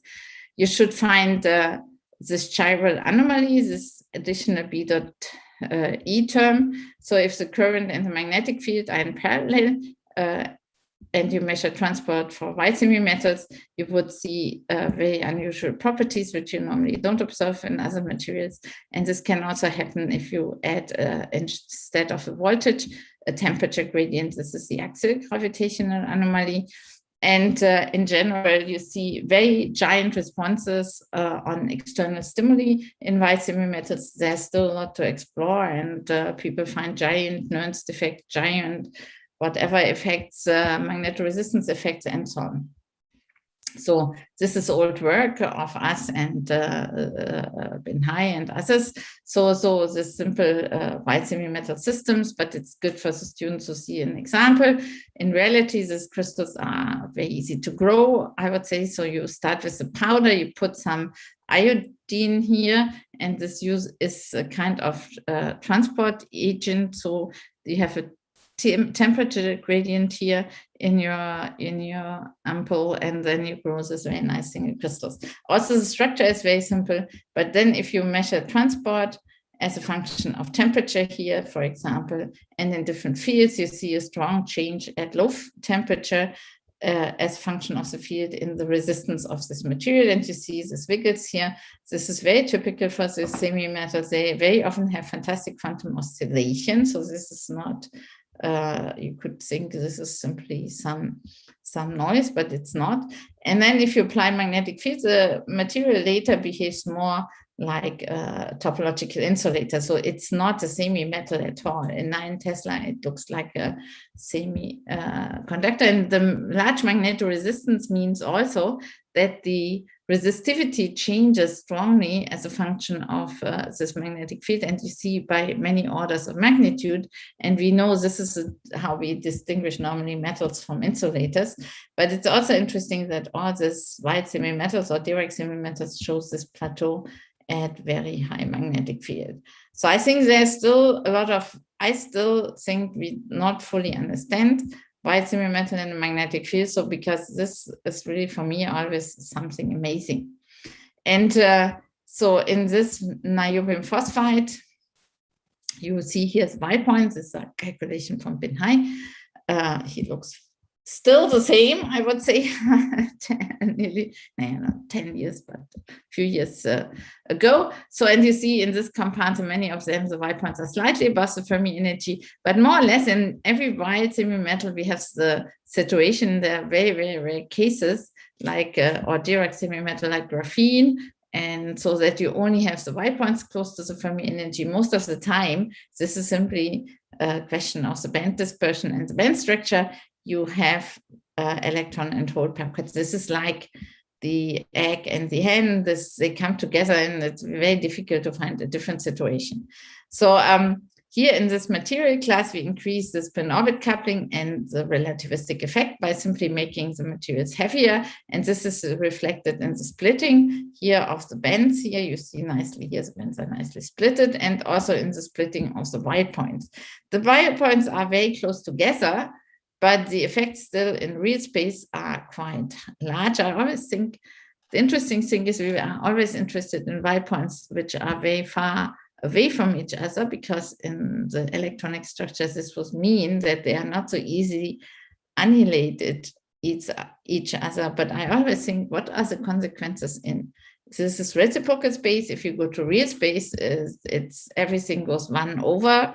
So the question is, maybe this is the explanation why we get this supergiant Nernst effects in this material, which is most of the time at low temperature, but maybe if one can tune them to room temperature, it can really have impact to energy conversion. I think still this is a very unexplored area, and this is again trying to motivate maybe people in thermoelectrics to think about the vials too. And then here you see the calculation from Ben Hayan compared to the surface states, and here you see also nicely how the fermions become larger with the relativistic effect. But then the interesting thing for us was then to check the chiral anomaly, and then the single crystal of niobium phosphide.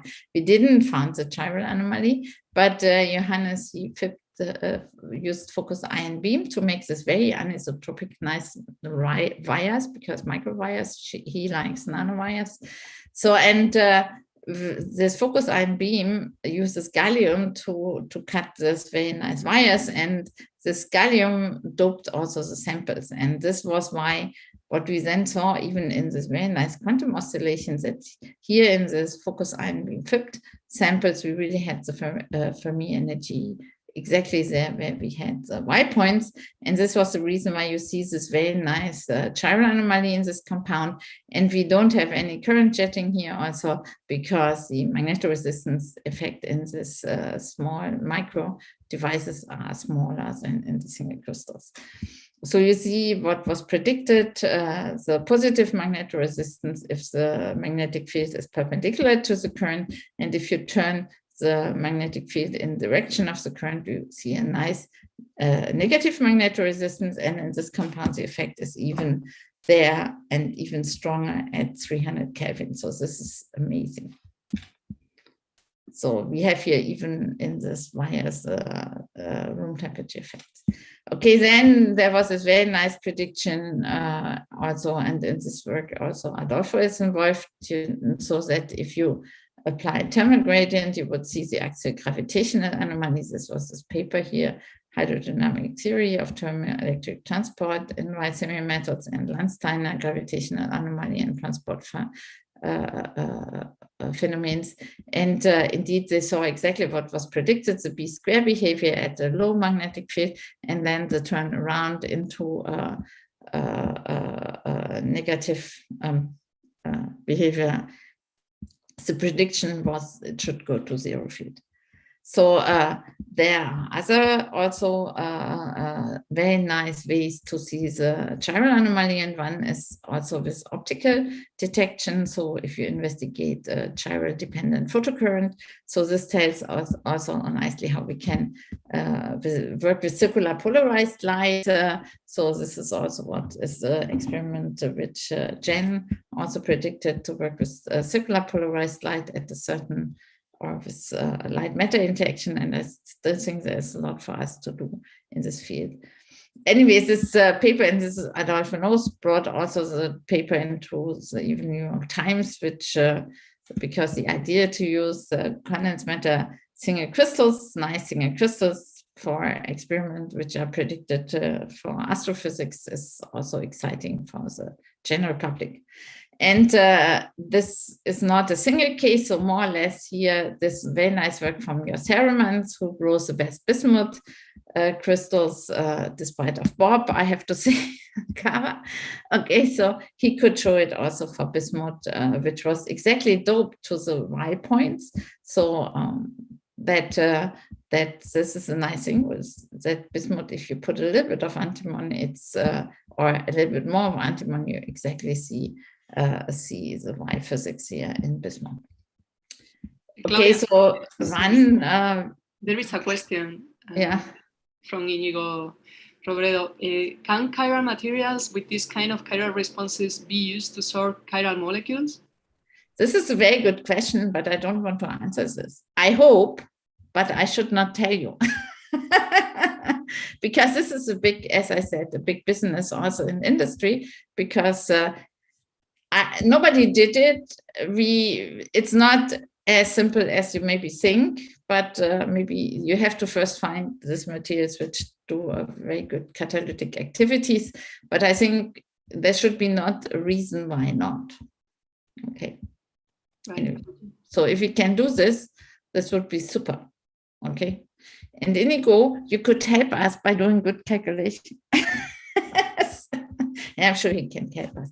Anyway, so this tantalum, I think also this tantalum selenium iodide, which was in one of the papers as a predicted compound, showed this fantastic electronic structure, and I thought this is an ideal vial. Okay, so we made the single crystals immediately, but then we saw this is an insulator, so we were totally frustrated. But for me as a chemist, it was not so unusual, because you only have this degenerated points here. You don't have really a big Fermi surface. So if you lift this degeneration, you don't have to do too much to open a band gap here, and a system is always happier if there is a band gap.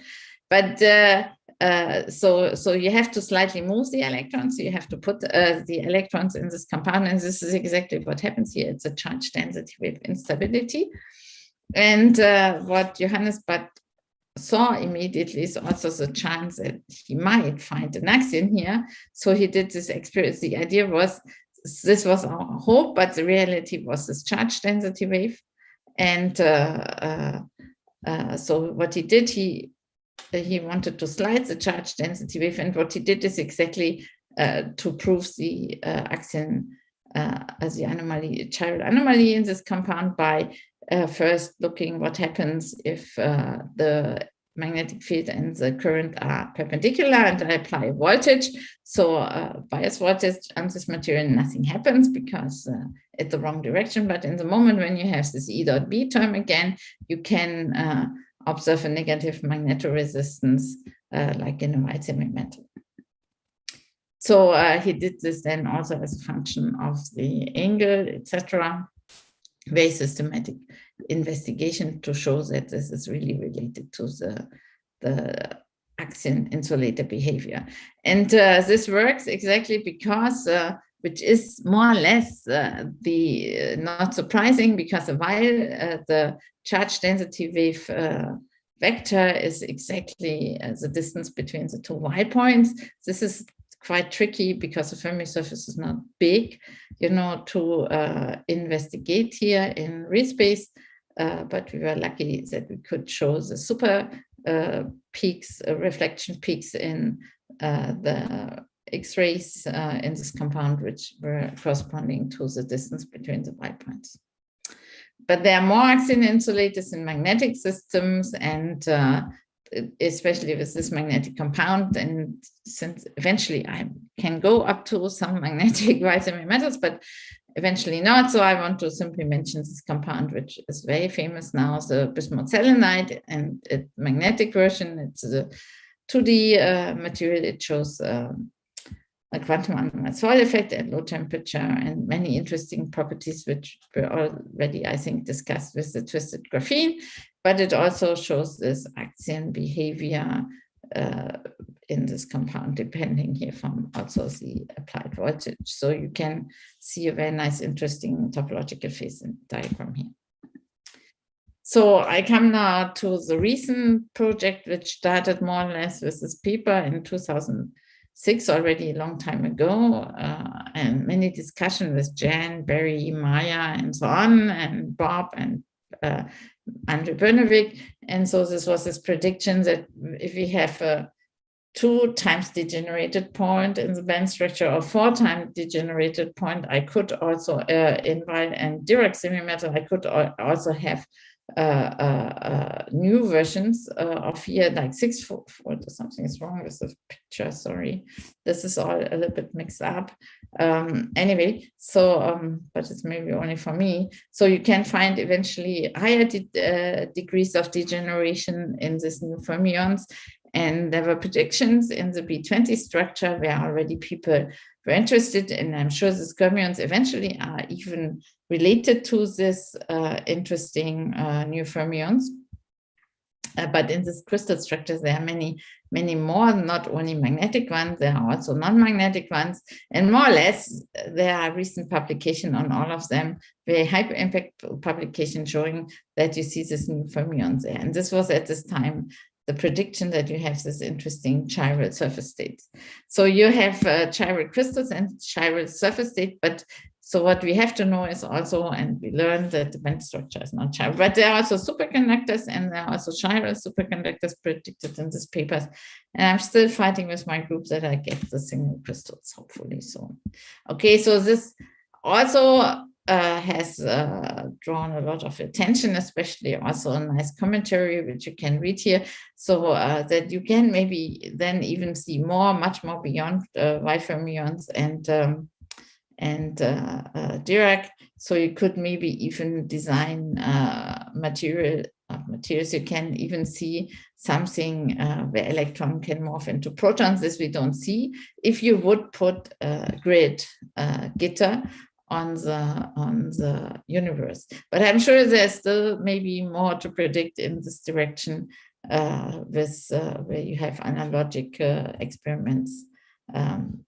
But I think they already were able to do some experiments with muons and special muons and show that there is even it's possible that you can bring matter into antimatter, but I'm not so sure how valid this experiment is, since this is not our field of expertise. Okay, so coming back to chirality, not only the potatoes and the shoes are chiral, they have different chiralities. So if you want to read a nice article, you will find for sure something in Wikipedia.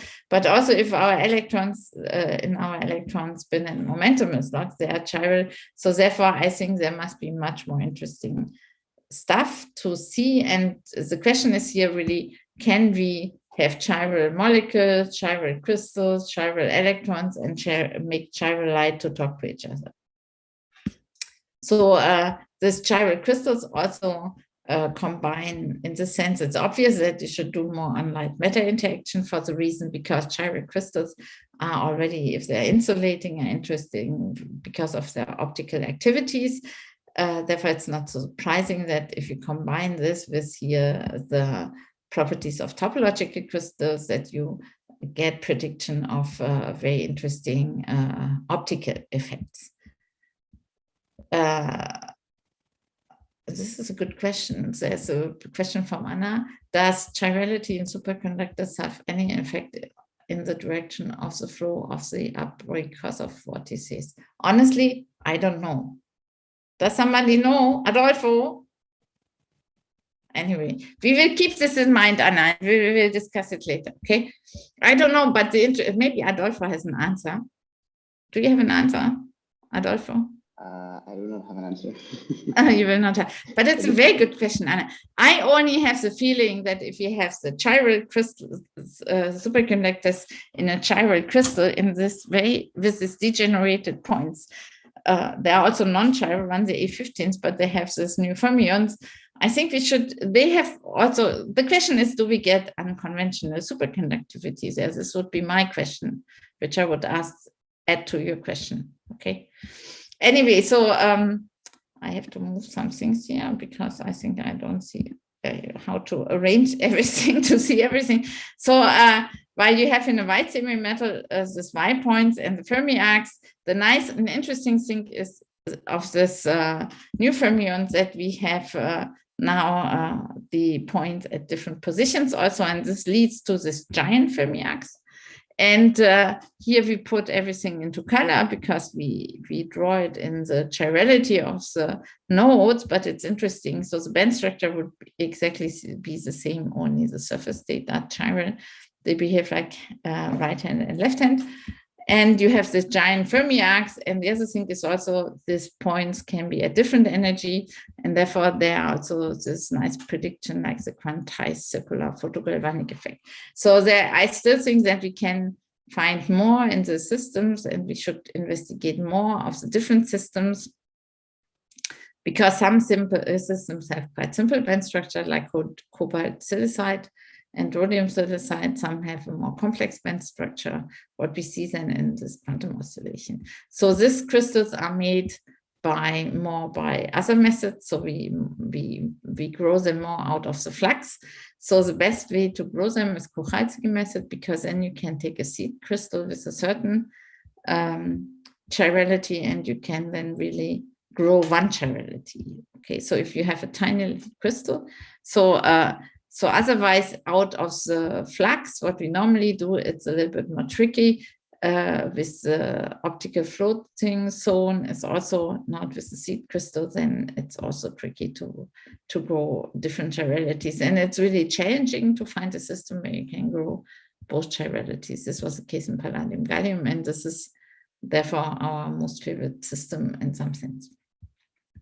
So then you see here how it is, how the chirality of the different enantiomers looks like. This is a picture drawn in a special way to show you really the chirality and honestly, and here you see also how the enantiomers are distinguished in X-ray diffraction. So this is a big class of materials. So as I already mentioned, there are many materials in this class. And but what is really interesting is that the band structure is like the molecular orbital for chiral molecules. The band structure is totally identical. It's only the difference in the phase.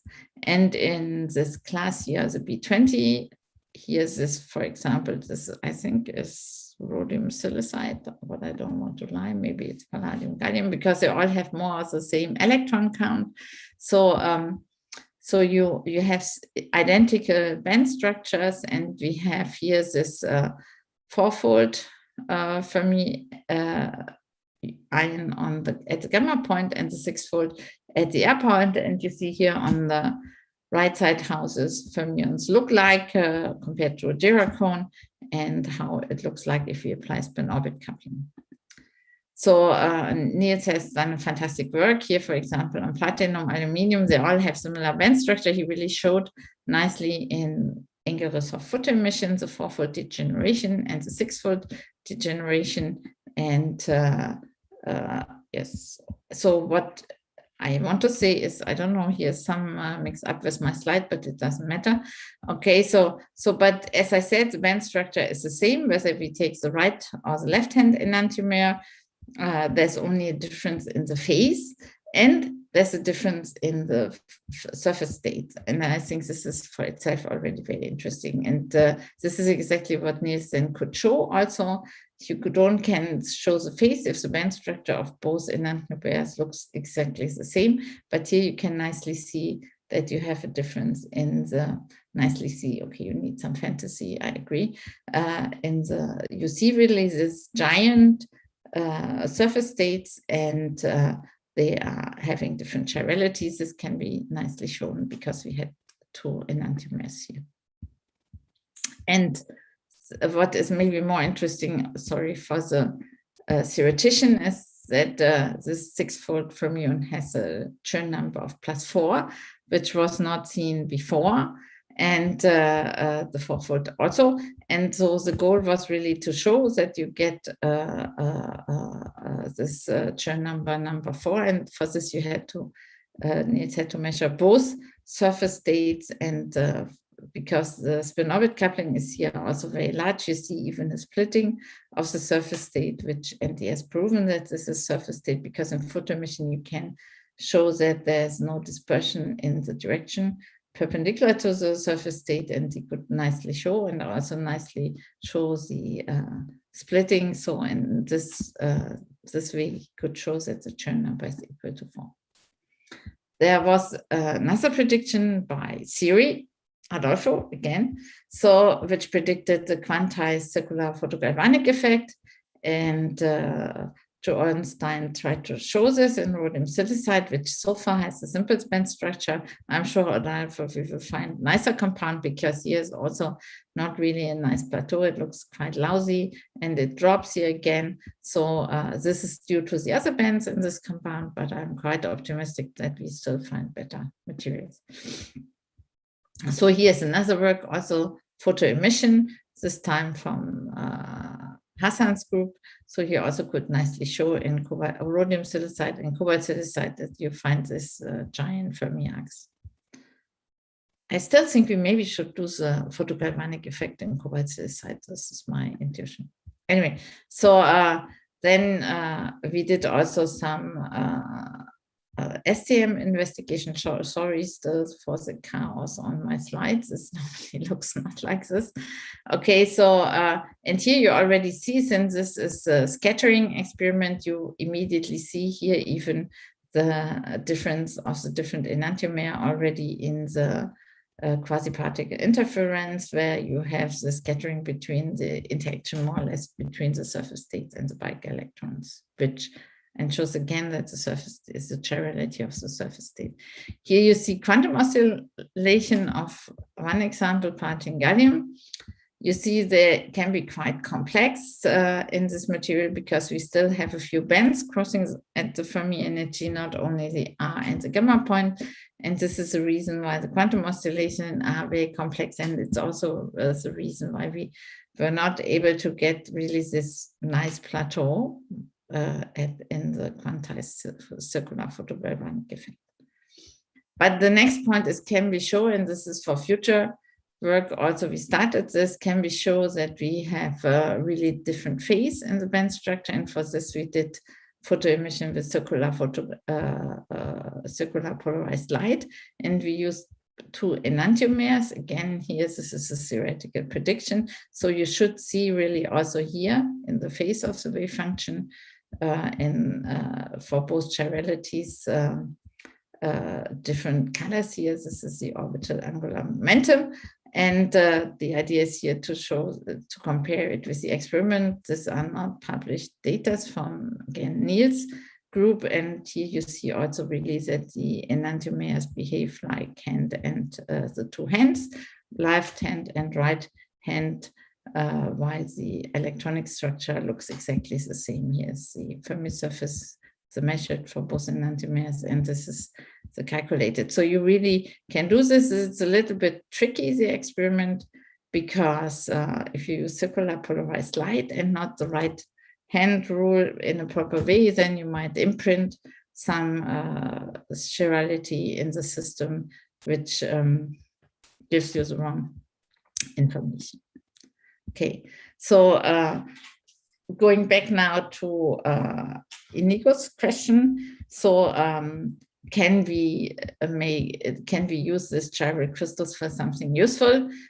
So first of all, what we do is we look whether we can use them for catalysis, and we tried already several. We have, I think now, like more than 10 papers on catalysis of topological material. Why do we think it makes sense? And this is really, if you look for the best catalyst for hydrogen evolution reactions, so simple things like water splitting, then platinum is the best.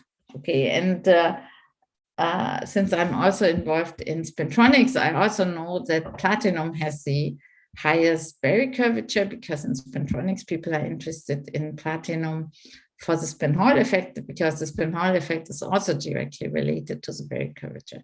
So here, and for oxygen evolution reaction, iridium dioxide is the best material. So this is also a known compound, which is topologically interesting. So platinum, for example, has here, this is a calculation of the surface state of platinum.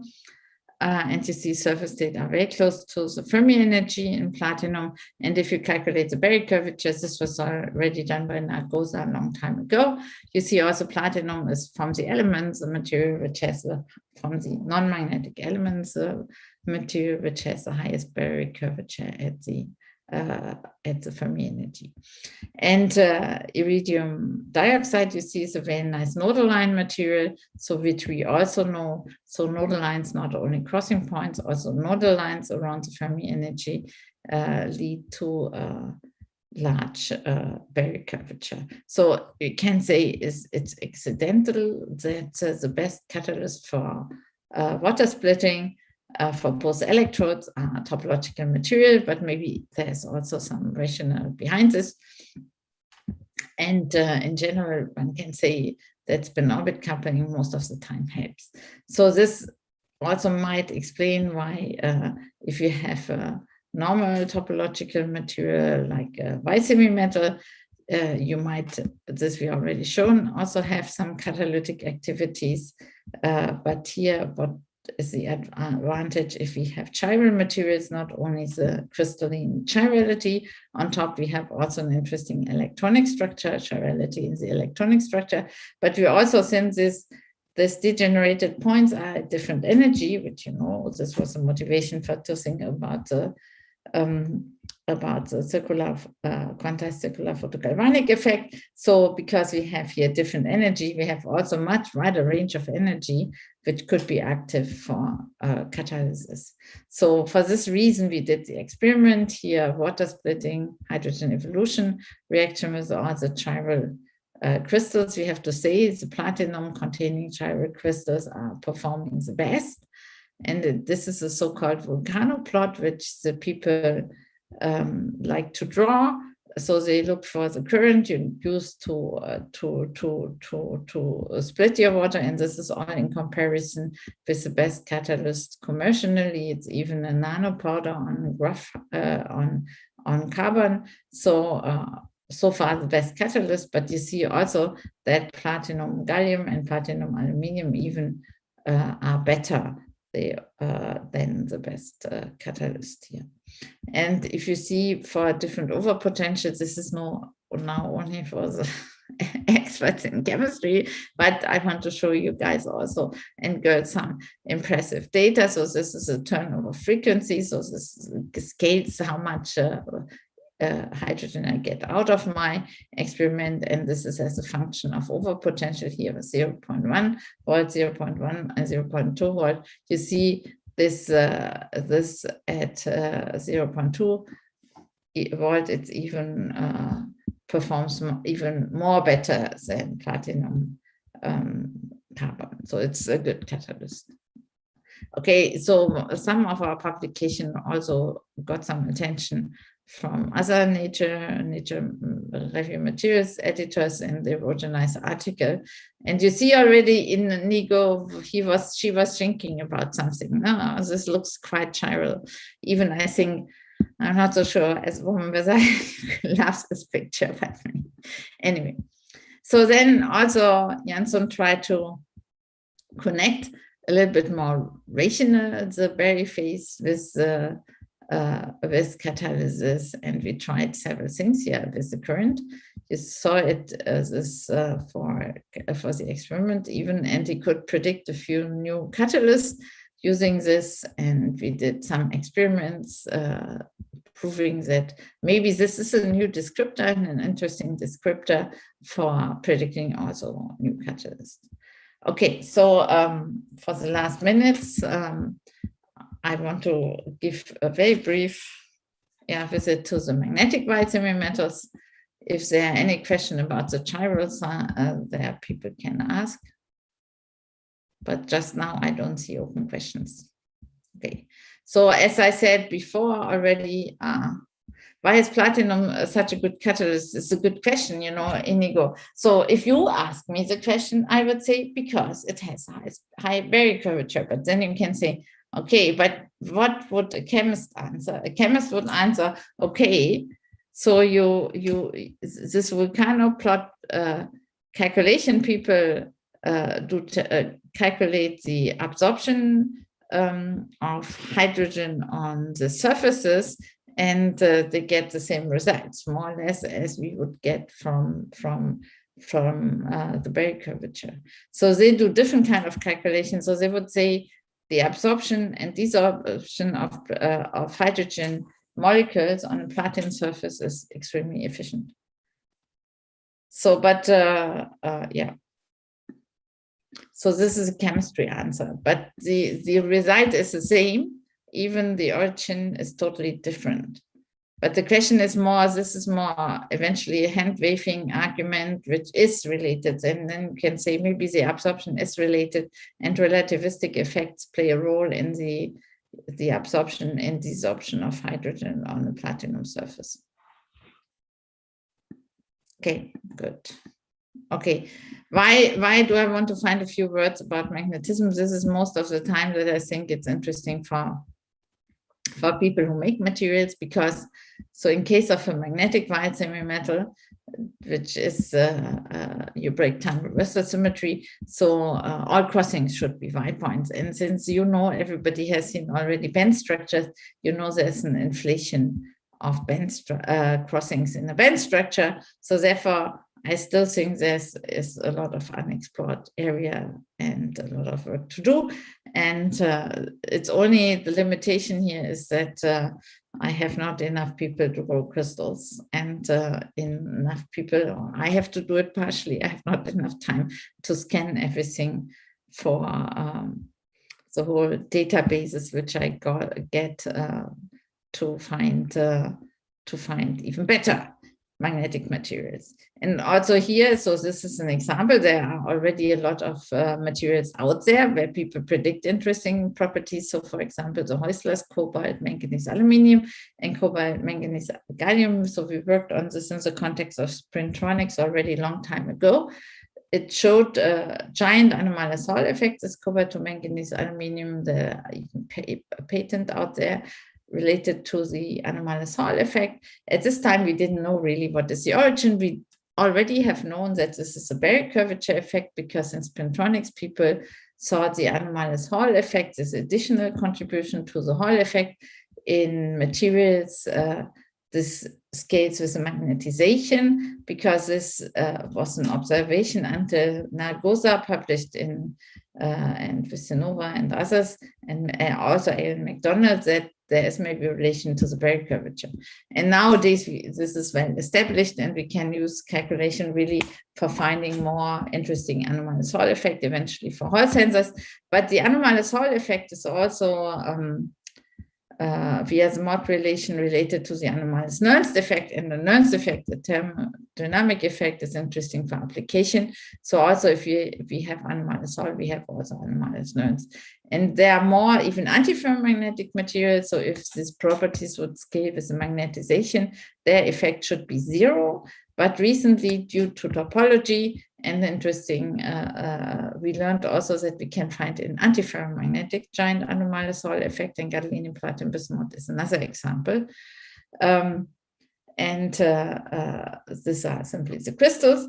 And we look for sure also in this magnetic materials for what we look in the non-magnetic, for the chiral anomaly, the gravitational anomaly, we could look for experiment like light matter interaction I showed before, but here we can also look for quantum effects and 3D quantum effects, the quantum anomaly Soil effect and axion electrodynamics, what I already mentioned in the context of this manganese bismuth telluride.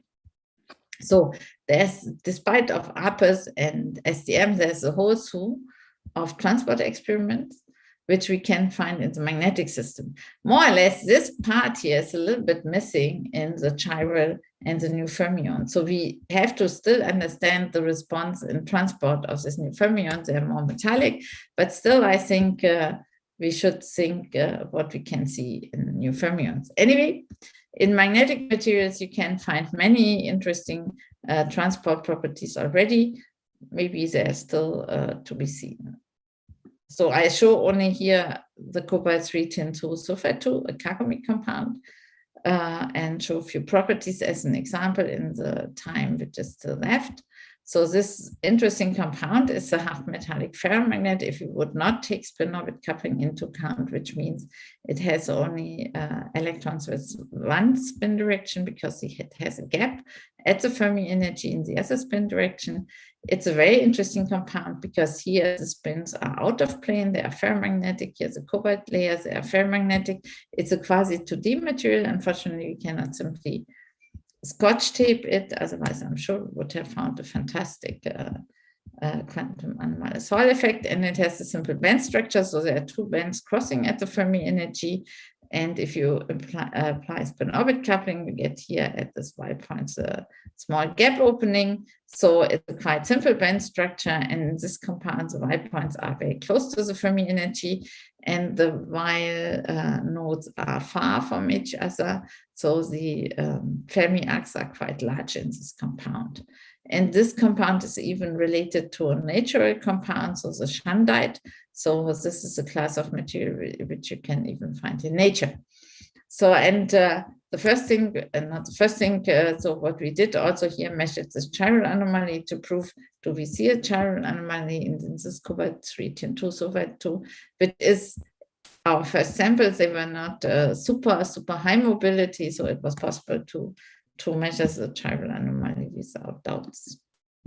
So then in collaboration with Julien here, we showed really this nice large Fermi arcs. This is a calculation, and this is a measurement here in this compound. And since the Y points are slightly about the Fermi energy, so that we couldn't see them here in APES, so we have to dope the surfaces with potassium, and then you can see the Y points even here in APES in the bike electronic structure additional to the surface tip. Okay, so there was also a nice investigation of SDM by Heim's group. And so he investigated even different surfaces, the tin, the sulfide, and the cobalt surfaces. So what you saw is before the tin surface, which has this large Fermi arcs, and the cobalt surface, the Fermi arcs goes between different Bryon zones, and the sulfide surface, unfortunately, there is no interaction with the cobalt. They are simply stuffing atoms, so therefore they don't reflect the topology. So in general, one can do a toy model, and this was work from Noki and Jonathan and Jan Sun, who simply showed also if you simply have a crossing point, Y points in a ferromagnet, you get, you apply spin-orbit coupling, then you have a peak in the Berry curvature. This leads to an anomaly Soil effect, and as I said, due to the modulation, also Nernst effect. And the Nernst effect is broader distributed in energy, which is maybe even more sensitive if you want to detect topological band structures. Sometimes it's not so easy to find the Y points. And to show you this as an example, the Hall measurement in the cobalt-3 tin 2 sulfide 2, they show a nice square because this material shows out of plane magnetization, which means it's a hard magnet. And this shows quite a high value. And there is a way to prove whether the Hall effect is really intrinsic relative to the Berry curvature. And I already mentioned that there was a big change in thinking also in the magnetic society, in the spintronic society. so that you so that you have an intrinsic range if you see a certain behavior as a function of the temperature. So we could show that the anomalous Hall effect in cobalt-3 tin 2, sulfate 2, but also in some other like manganese 3 tin, etc., behaves like is more intrinsic and not have extrinsic contribution like impurity scattering or skew scattering.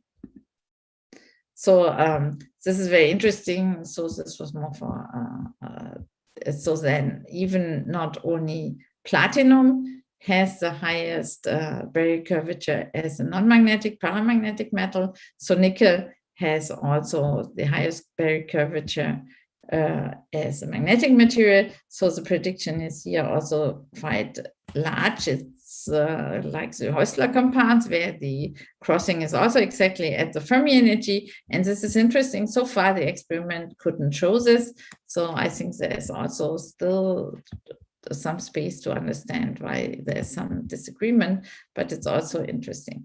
Anyway, so if we then look for the Nernst effect here in cobalt-3 tin 2 sulfate 2, we find also very large Nernst effect. So this the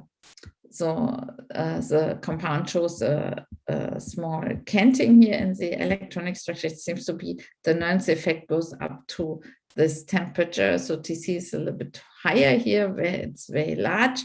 And then if you compare the Nernst effect versus the magnetization, so before it was believed it goes linear with the magnetization, you can understand because these are all old materials, these are conventional materials. But then if you see the topological materials like cobalt-2 manganese gallium and the cobalt-3 tin 2 sulfate 2 and the manganese 3 tin, so you see that their Nernst effect is much larger than what you expect from the conventional understanding, and this comes due to this giant enhancement based on the barrier curvature. Okay, so on the other side, it's interesting in this layered structure whether we can see quantum effects here. And for this reason, Sovietya started some investigation on the edges of the cobalt-3 tin 2 Häusler compound, and she thinks she sees evidence for 3D quantum anomalous Hall effect at the cobalt edge here in this compound as a function of exchange bias. And this is a little bit the understanding, so that you can have in the extreme case that the Y points would go to the end to the ends of the Bryan zone, so you would end up with a magnetic topological insulator, and then you would see a quantum anomalous Hall effect here in this materials. Eventually you see it at the edges. So we still think there's a lot of space to think about how we understand this unusual behavior of non-magnetic white semimetals and magnetic white semimetals, and whether white semimetals are a way maybe to find more 3D quantum effects even at higher temperature than what we see in this 2D electron system. So like also the tungsten telluride 2 in a monolayer shows, for example, an unexpected quantum spin Hall effect up to 100K. So there, I think, is still some questions open which have to be solved by the theory. Okay, so we think if we, for example, calculate the Hall conductivity per layer in a few of this material, the 2D material, it looks like it's not so far from 1. This is also something which should be maybe is an interesting question to be solved by theory.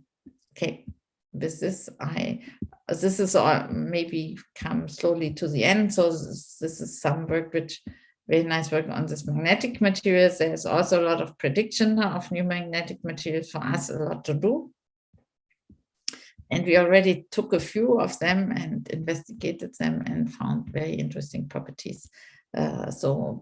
But I hope that Maya soon will give us also more beyond the single particle picture, and we still get more nice materials to investigate. So I think I'm more or less at the end. I don't want to talk too much, but this is here my outlook, and it's again written in a proper way. Sorry for this increase of some of the the writing on my slides. I hope it was not too much disturbing. So I still think, so what we know that we have now more than 25% are topological. If we take all the bands into account, maybe even more. So this is addressed to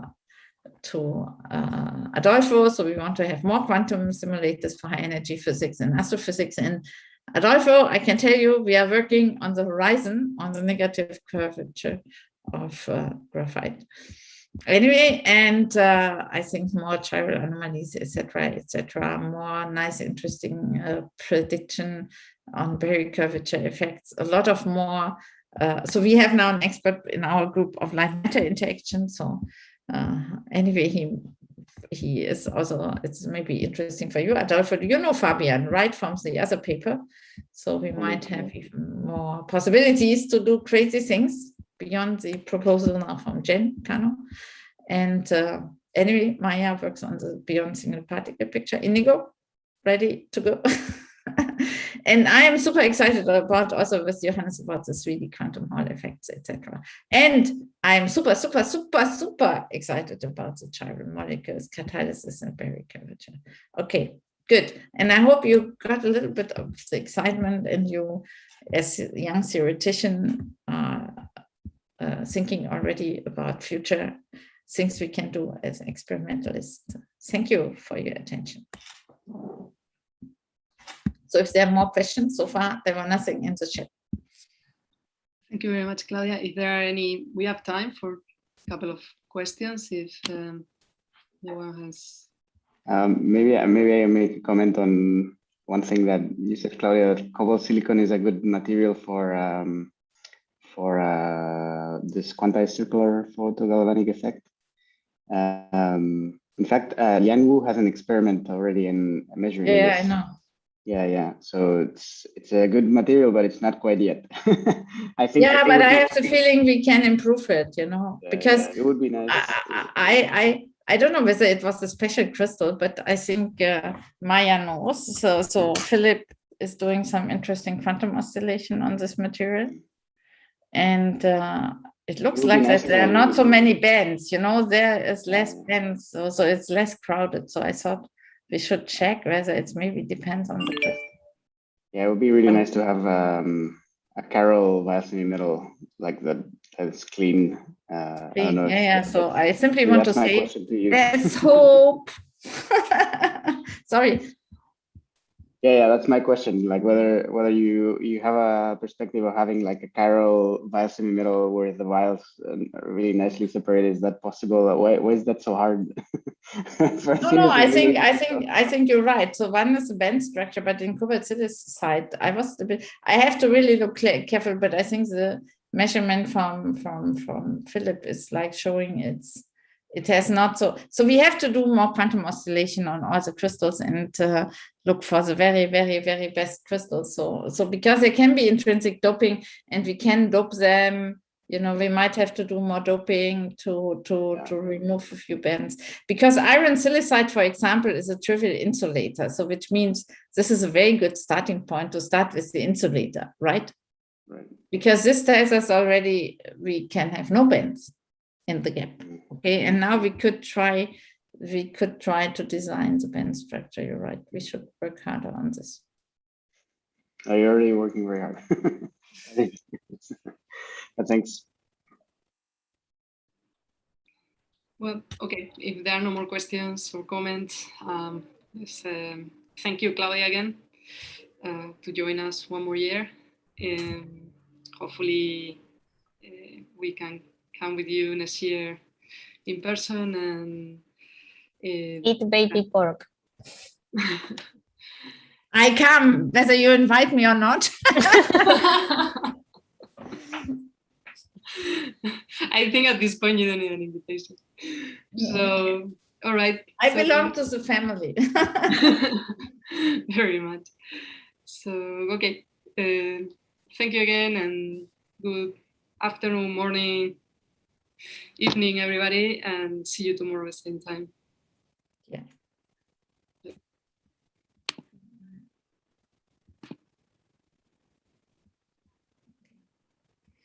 Otherwise, if they're question, Maya can bring them to Dresden. Yeah. Bye-bye. Well, her students are asking a lot. So. All right. Well, thank you, Claudia. See you.